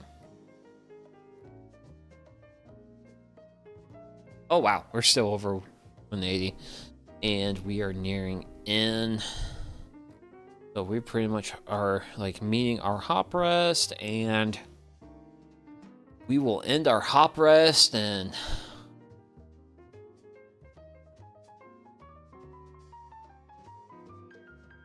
done. Okay. Oh wait, what? I want to turn you off. Let me turn you off. Okay. So I need to grab a thing because I need to have a container for my sanitizing solution because I like to preserve that. So typically when I do brew days, I will preserve. Well, I'll take the sanitizer I use for the fermenter, I'll save it, and then when it comes to bottle day, I will reuse it on bottle day, and then after that I call it done. So that's how I get a little bit of extra mileage on my sanitizer. I haven't had any issues with that in my experience as a brewer. Something disconnected. Camera. Oh! Camera died. That's what I do also. I'm afraid to push it too far. Yeah. Well, so you can actually get acid tester strips that will help with that.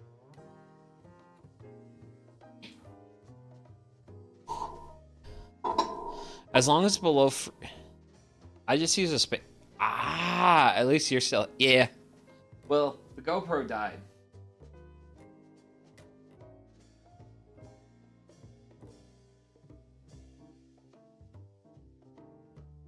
But that's all. I also have spare batteries for it, so. And I checked the spare battery in. We're gonna see if this plays nice. Sometimes it plays nice, sometimes it does not. We are back. Oh hell yeah! Spare batteries at 93%. But yeah, as far as the sanitizer, as long as it's below a certain pH, you're good. I make it a little stronger so it lasts longer, and residual water doesn't weaken it. So, essentially, with what I do, so this is a 16-ounce container of Star Sand, and I use a ½ ounce per brew. This container basically gets, let's say I overuse Star Sand a little bit, and say I only get like 30 brews out of this. I'm perfectly okay only getting 30 brews out of this. But yeah, I need to fetch a container.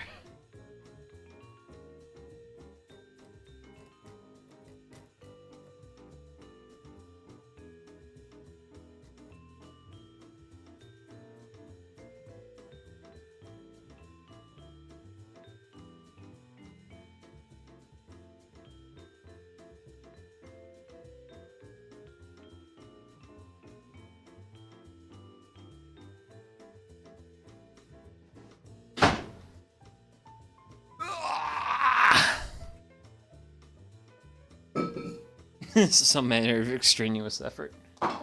But yeah, I actually use one of my glass carboys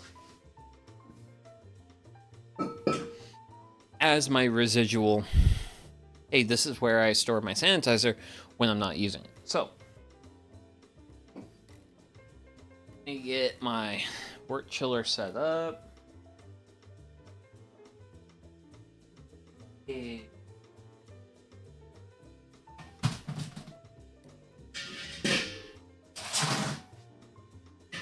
Oh man, I'm just surrounded by tanks.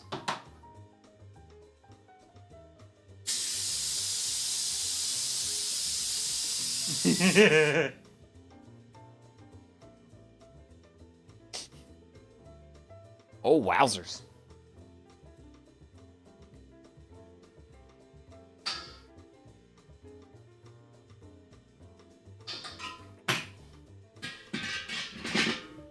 But yeah, I just spewed propane everywhere. It would be very unwise at this point in time to use a lighter, because I started disconnecting the propane tank before I actually turned the propane off, so that was a little bit exciting. So I've got a little bit of water flowing.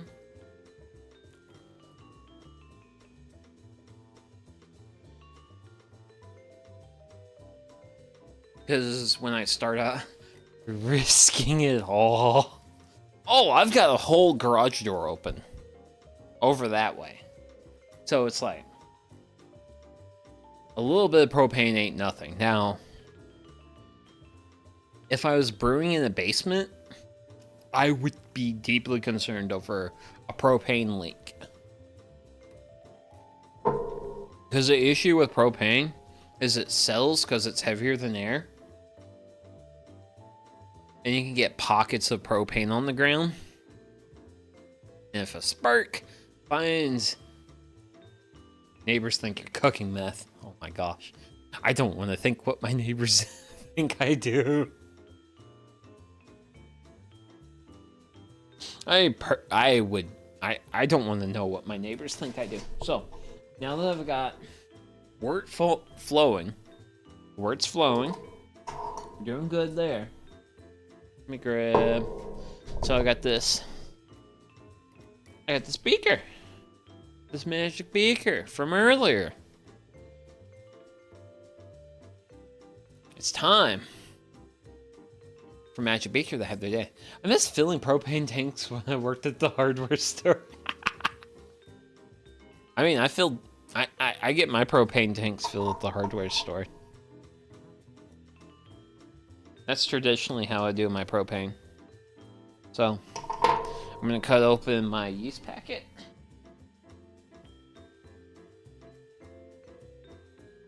So, There's my yeasty boys.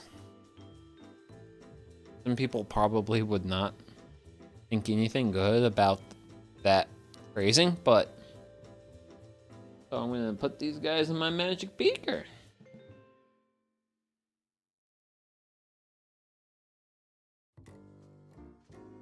And the fun thing with the magic beaker is the yeast that goes in the magic beaker gets a wake-up call. So, you can dry pitch yeast into chilled wort. I mean, honestly, I've done it and I've gotten pretty alright fermentations. However, though, doing things in this manner has definitely... it's yielded better results more consistently. So what I'm doing here is I'm introducing my yeast to water. And basically, it's like, okay, hey guys, I know you've been... John Palmer was a big proponent on hydrating yeast. It has been so incredibly long since I've read his book on like the actual details. Nowadays, basically, as far as what I do, I just reference the recipe sections if I'm thinking like, hey, I'm thinking I would kind of like to brew something a bit different. What sort of recipes does he have lying around? And then I look at what recipes he has, and then I just go with one of those. But traditionally, that's what I've like treated his how to brew book nowadays. But through my own experimentation, I just found out that hydrating yeast, I just get better fermentations out of it, which is good for me because, well, I get a better beer out of it.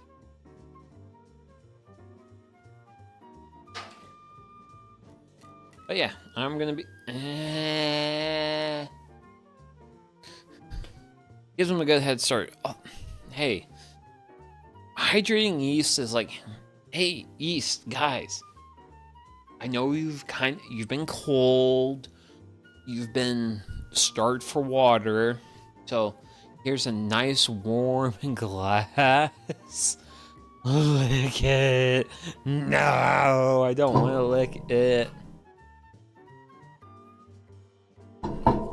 I mean, I've licked the edges of my fermenters, like, you know how you'll get like the ring head on your fermenters?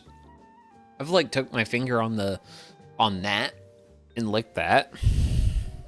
At least in that circumstance, I can say there's B vitamins there. This, I don't know if there's B vitamins here, man. Why should I expose myself to that risk? Bitter isn't. Yeah, it's a bitter life for us. Oh God. Oh God. I don't think people would understand. I can't expect people to understand that reference, because that's old. Annie's old. Shucks. I want to say Annie got her start in like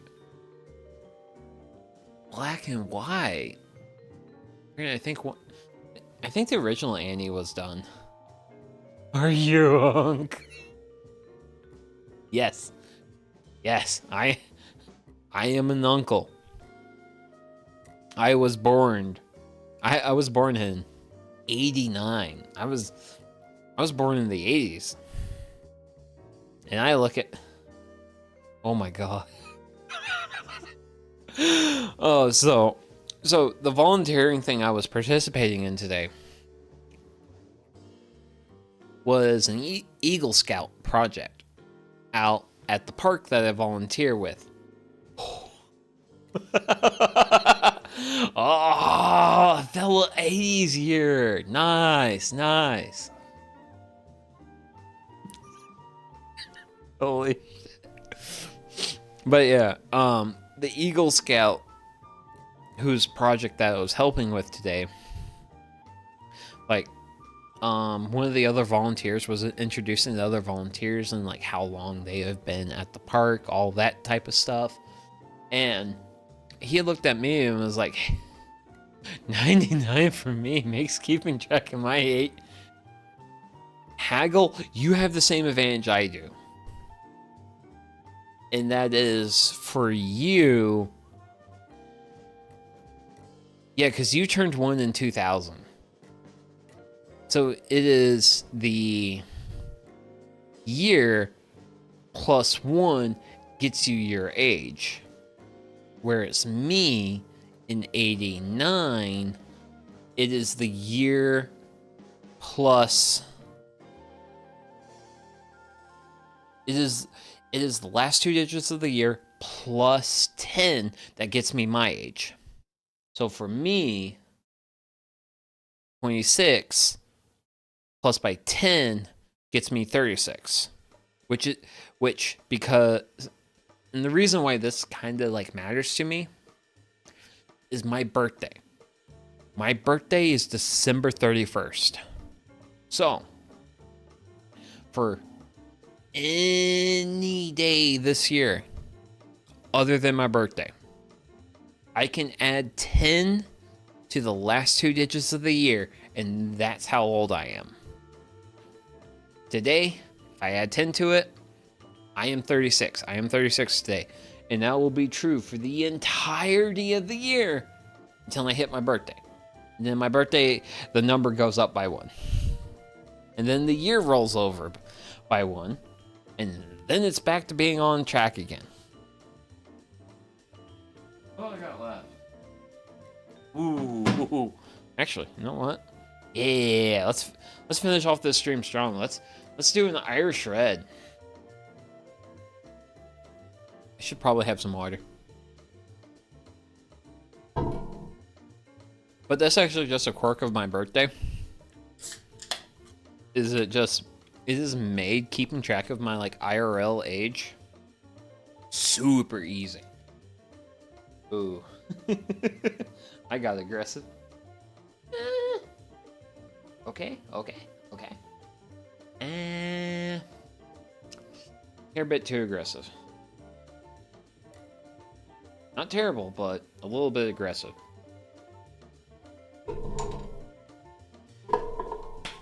Where are we at here? So we're at 1:30 here, so definitely too warm to mash out. Non-alcoholic beer is basically drinking water. Yes! 12 looks like you have hit the head on the nail. That's why I like non-alcoholic beer, because it's so non-alcoholic beer is water flavored like beer. And I can just have non-alcoholic beers. I thought it was kvass. No. At least with... I know for a fact with what Athletic does, they brew the beer with a low amount of alcohol, and then they have a way to get it out. Now, traditionally, to get alcohol out of the beer is you would distillate the beer. The issue with that is, well, you have to heat the beer up, which destroys flavor molecules and makes your beer taste like bleh. It's why O'Doul's has been garbage for so long.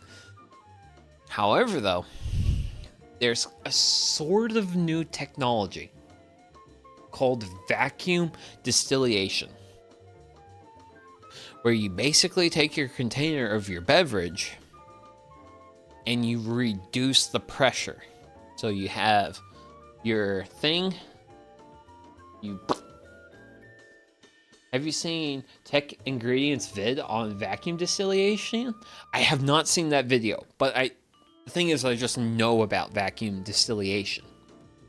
So, and that's how you pull alcohol out of beer nowadays without ruining the flavor of the thing, which has historically been why non-alcoholic beers but just been like looked down upon, because it's just like, ugh.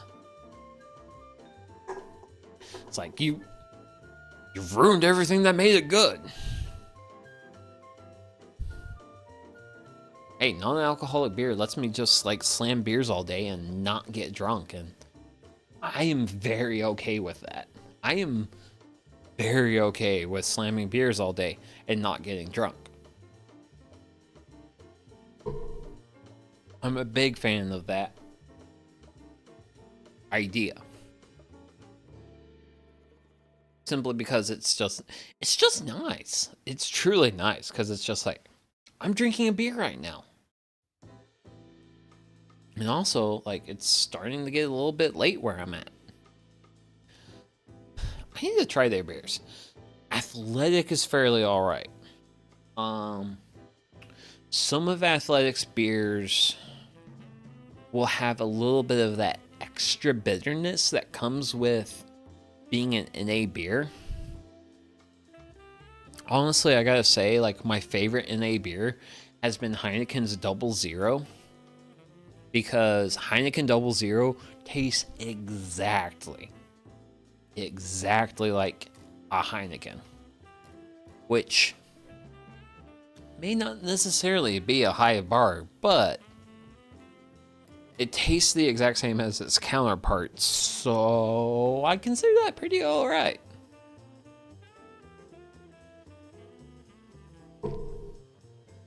Sucks. With the brew kettle turned down, it's actually kind of starting to get a little bit chilly. But the mash tun is not fully filled up. Work kettle has not fully chilled.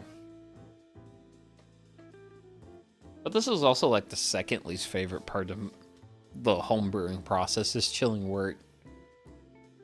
Is just waiting for this stuff to chill, because I'm starting to come up on 100 degrees Fahrenheit, and I can't really add my yeast until, well,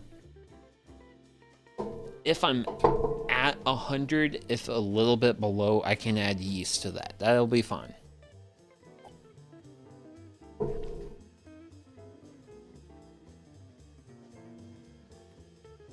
Your groundwater, I bet, is much colder than here in Florida.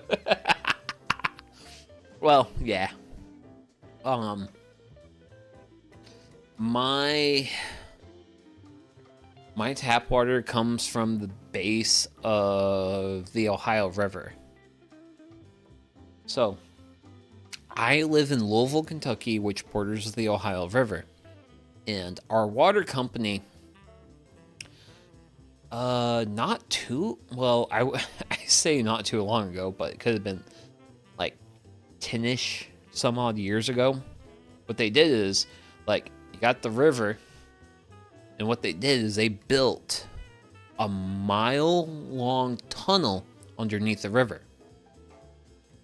And basically what they did is they built this tunnel, and what they wanted to do is use the bedrock of the river as a filter. So the water will want to run through the sediment, the bedrock, and then into the tunnel. And then the tunnel is where the water company pulls the water for the municipal water supply. So a lot of municipal water supplies come from like reservoirs, rivers, various things like that, where it's literally a pipe with a grate on it stuck out into like water. We're using the water that made this beer has been filtered through porous limestone bedrock. It's kind of a cool thing.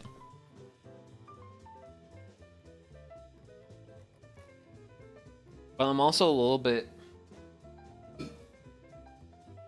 concerned about the durability of the tunnel, because the tunnel's made of limestone. And limestone is not known for being a particularly durable rock.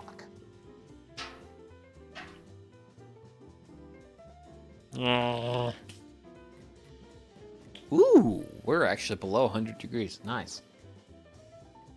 So I'm probably going to just let that run for about probably 5 more minutes, and then I think I'll be ready to pull the wort chiller out. The wort chiller actually will go into the mash tun. At least you know it's pH balanced. Yeah, but it's pH balanced with a side of calcium, sir.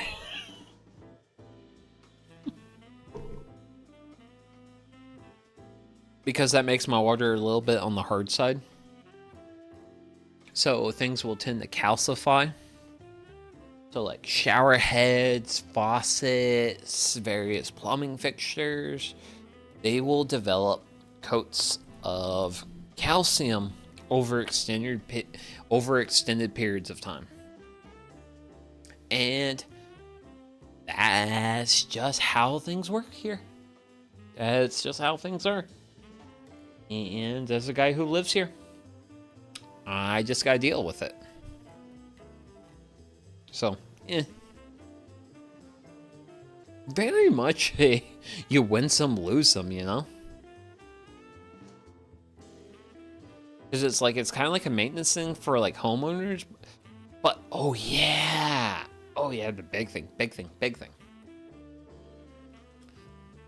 My tap water, where I live, is amongst the top 10 best tap water supplies in the US. My city's tap water regularly competes against some of the best tap water in the country. Which, funny enough, like New York City has like really good tap water. And we here have fought the New Yorkers in tap water quality. And we have won sometimes. We have also not won other times. But we are competitors to the New Yorks in tap water quality. Granted, I gotta say, like, I remember a couple times when I went to Ohio and I was drinking like the tap water in like Columbus, and it's like,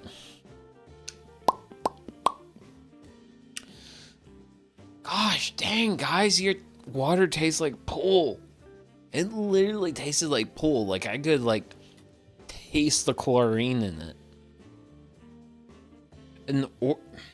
In order for me to taste the chlorine here, I have to make ice from my tap water, and then I have to blend it, and then I have to sniff the air. That's Florida water.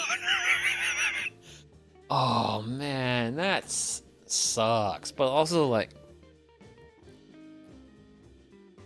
Florida's so close to the ocean and it has no elevation change. It's just so hard to get like good water. Man, chlorinate the hell out of everything. That sucks. Okay, so we are nearing the end here. So I'm gonna start. It's the beginning of the end. So I'll give that a nice good stir. As you see, that little bit of foam right there, that is from the sanitizing solution.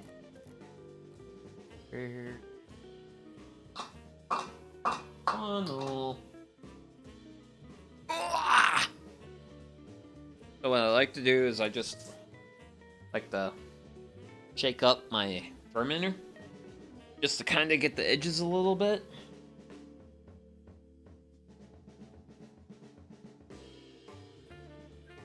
And then I'm going to pour it into my, say, sanitizer water supply.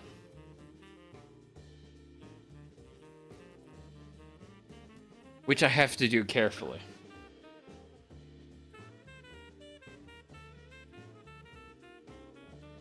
Because the funnel only has so much.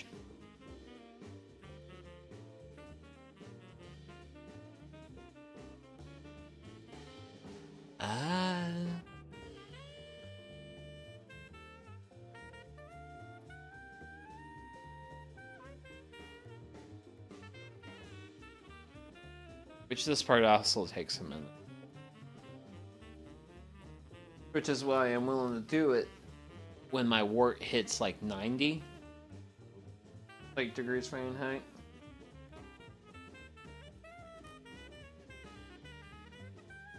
Because when it hits 90, it's basically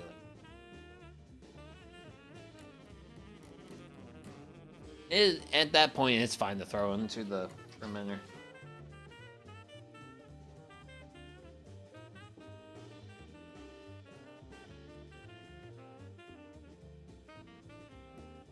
As long as I can get the sanitizing solution in.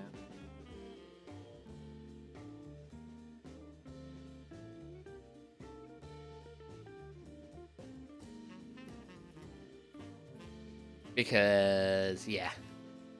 You can already tell that I'm starting to spill a little bit of it.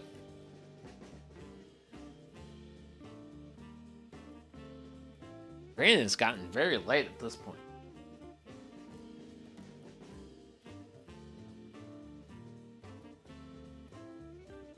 Ooh. Getting real close to 80.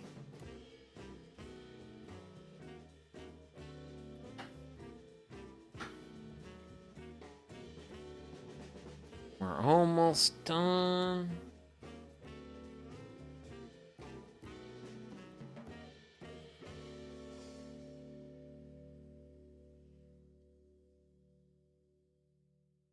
Ooh.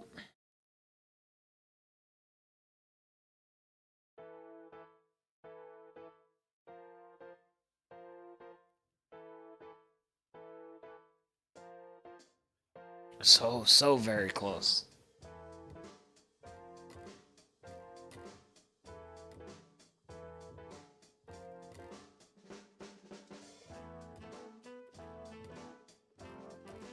And we're done.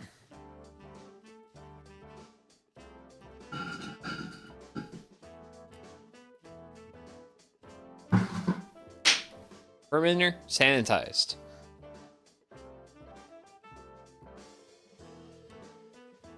Turn off water to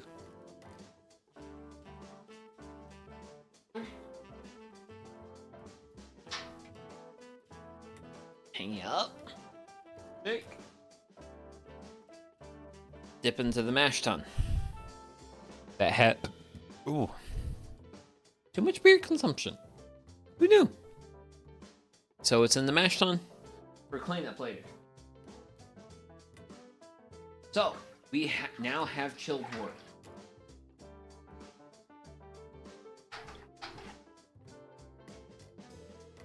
This is the one time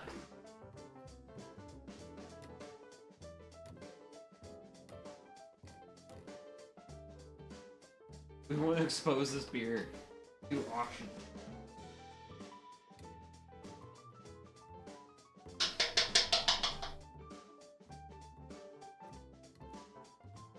Which this is part of exposing it to oxygen. The second part is going to be when we start to actually like take it out. Let's see. Yeah, I can wheel you guys a little bit over because we're going to be more focused on this.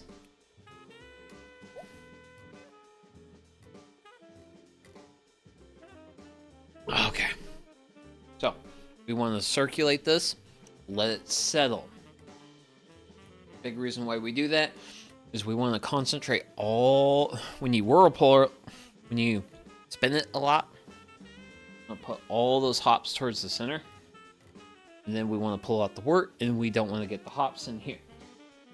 So, we have ourselves here a sanitized fermenter.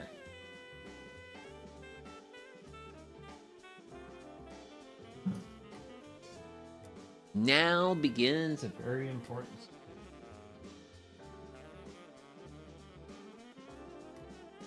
And that is transferring our wort from our kettle into the fermenter.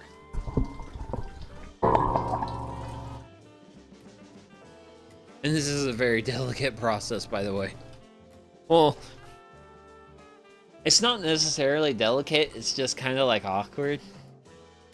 That's all it comes down to, is awkwardness. It's just awkward to do. Because as you can tell, we have a fairly somewhat... Doctor immediately. If you're...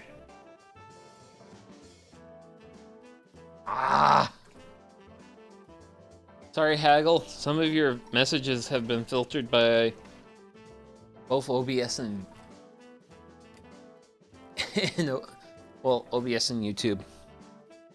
I kind of make them out. Look. Stupid joke.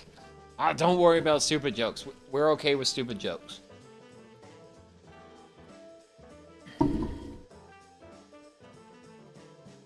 He's a baby. Okay. You know what? Oh, okay. I think I understand the doctor immediately part. And you know what? That's more than fair.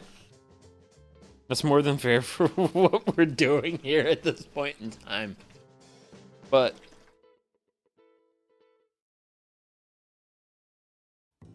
as you can see, I'm trying to let the stream of liquid hit the edge of the container and fall down the edge of the container. The reason I do that is so that way it exposes the liquid to as much surface area as possible, which helps get it exposed to oxygen.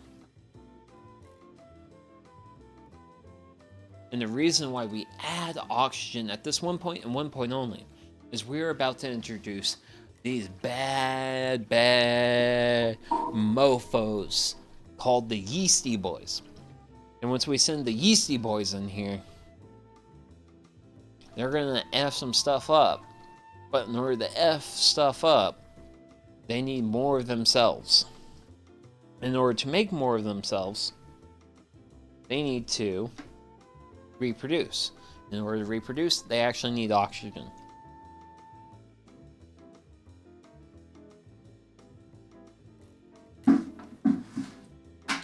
That's kind of why at this point in time, this is like the one point in time where you get the pass to expose everything to oxygen as much as you can. So I have my hydrated yeast in my flask. This is also why I really like using a flask versus a jar. You can just grip the thing. You can just grip it and just stir it aggressively. And also it has a small top, so it's easy to cover with a small piece of aluminum when you make sure all your stuff's sanitized. So then in it goes. And with that, we have, as far as the government of this great, wonderful, free land called America is concerned, we have beer. This is now, for all legal purposes, legally considered beer. Even though there's technically no alcohol yet. Because we have to have our single cell fungus do its job. Well, once the single cell fungus does its job, then we have alcohol.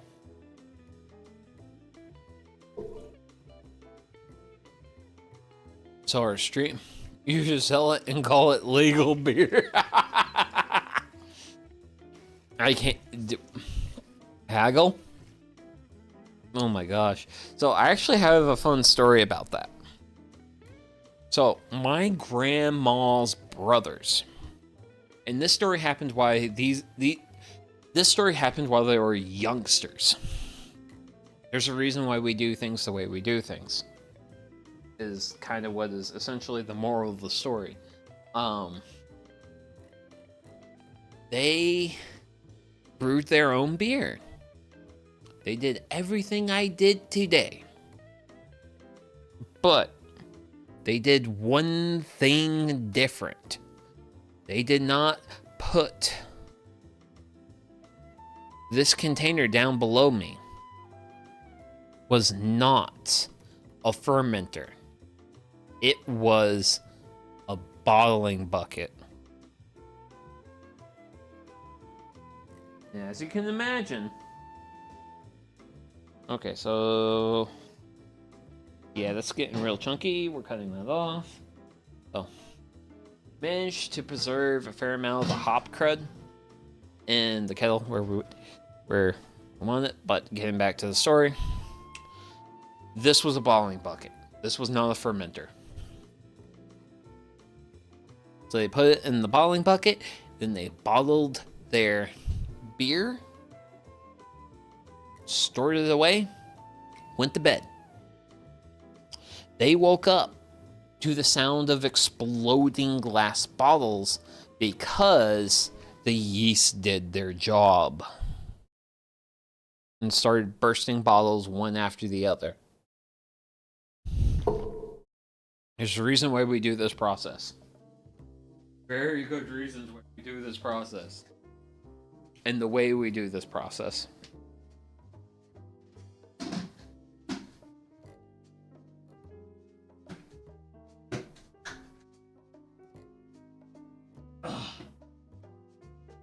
Man, beer lids are always so tight.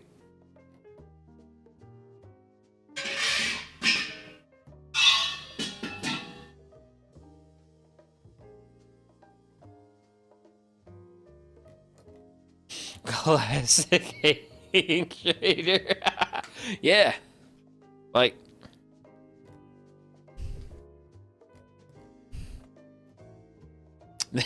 That's what her brothers did. They did a whoopsie, and they found out what happens when you whoopsie with beer. Oh, I should probably put sanitizer solution into this before I put it into the actual fermenter, because if I try to pour sanitizing solution, I've never had a bottle bomb yet. Do I have that picture? I've had one bottle bomb, but it wasn't a beer, it was a cider. But I did it in a swivel top. And the funny thing is, by the time, between the time that it probably happened and the time I discovered the glass bottle, at least like 20, at least 24 hours. It wasn't, well, actually, it wasn't even 24 hours. Which was the strange part of it to me. Wait. Oh, there it is. Yeah, there it is. There it is. Ooh, okay. Sure. Sure. Yes.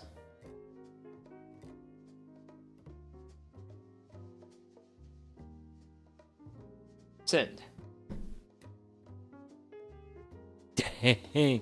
Well, I overcarbonated a batch of cider. Like, not like a little bit, but like a lot of it. Like, it was bad. Like, I screwed up. It was a honest to goodness screw up on my part. Oh, not slideshow. Where's image? Yes. Image. Browse. I'm gonna hit the button, and then I'm gonna hit Yeah. There we go. But yeah, that's the bottle as I found it. Did that with some pineapple kombucha. But yeah, my cider. So you can kind of see up in the far left side, you see one swivel top bottle. Fine. I literally walked over to my storage area for homebrew and saw a shattered glass bottle. No mess. Well, I didn't blow it up, to be fair.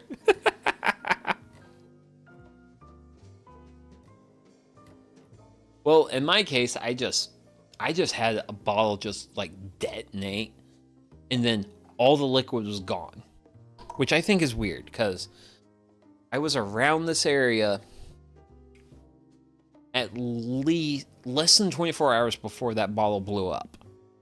But all the liquid disappeared. It just exploded, and somehow all the liquid disappeared.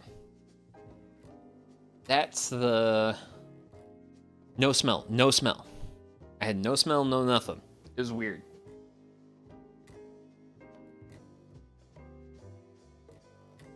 It was a strange occurrence.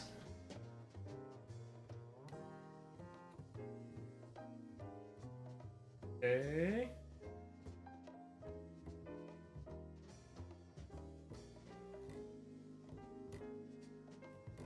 My gosh! That was certainly the hard way to do that. But the way to do that, I blame Bigfoot. Man, Bigfoot drinking my cider again? Damn ape. Can't he make his own cider? If he's civilized enough to detect, to run away from modern society, he should be competent enough to brew his own cider. And with a lid on our fermenter bucket, that's a brew day. That is a brew day. There's beer in there. Well, it's not beer just yet, but it's the start of a beer. That is how beer gets a start. And yeah, this is also how I make beer. I keep track of my mash temperatures. I try to be somewhat particular about some of my other aspects of brewing, but I'm not a super sticker for details, because honestly, at the end of the day, as long as I'm willing to pay a certain amount of attention to a certain amount of details, I am going to get a result I'm happy with at the end of the day. And that's good enough for me. So, I gotta say, I now have an absolutely atrocious level of mess. So, have you ever considered brewing in a keg with a pressure regulator? I have not considered that. My issue with that is when the yeast settle out as you ferment, as you go from active fermentation to actually settling down, the dead yeast can produce off flavors in the beer. I would be concerned about that. Brewers are glorified cleaners, yes. Everything is cleaning. But yeah, as far as for what I'm about to do for in the next half hour after I end stream, it is going to, well, honestly, I'm going to pee. And then I'm going to be cleaning the hell out of everything I have here. So, I like to say thank you very much to everyone who's tuned in today and putting up for a less than 100% Sugi. Granted, the reason why I'm a less than 100%, particularly right now as of this moment, is because, well, I need to use the little homesteader's room, so. I will probably be uploading my schedule for next week sometime tomorrow. Hopefully early on is what I try to do. Good stuff, man. I'll catch another one. Thank you very much. 12s looks like. Enjoyed the blubs, bub. But yeah. So I hope you two have a wonderful rest of your day, night, evening, whatever it is, wherever you're at. And as for all the rest of you, I hope you all have a great rest of your day, evening, whatevs. And this has been Sugi Yamagawa. Thank you very much for tuning in. Hopefully I'll see you all in the next one. Bye-bye.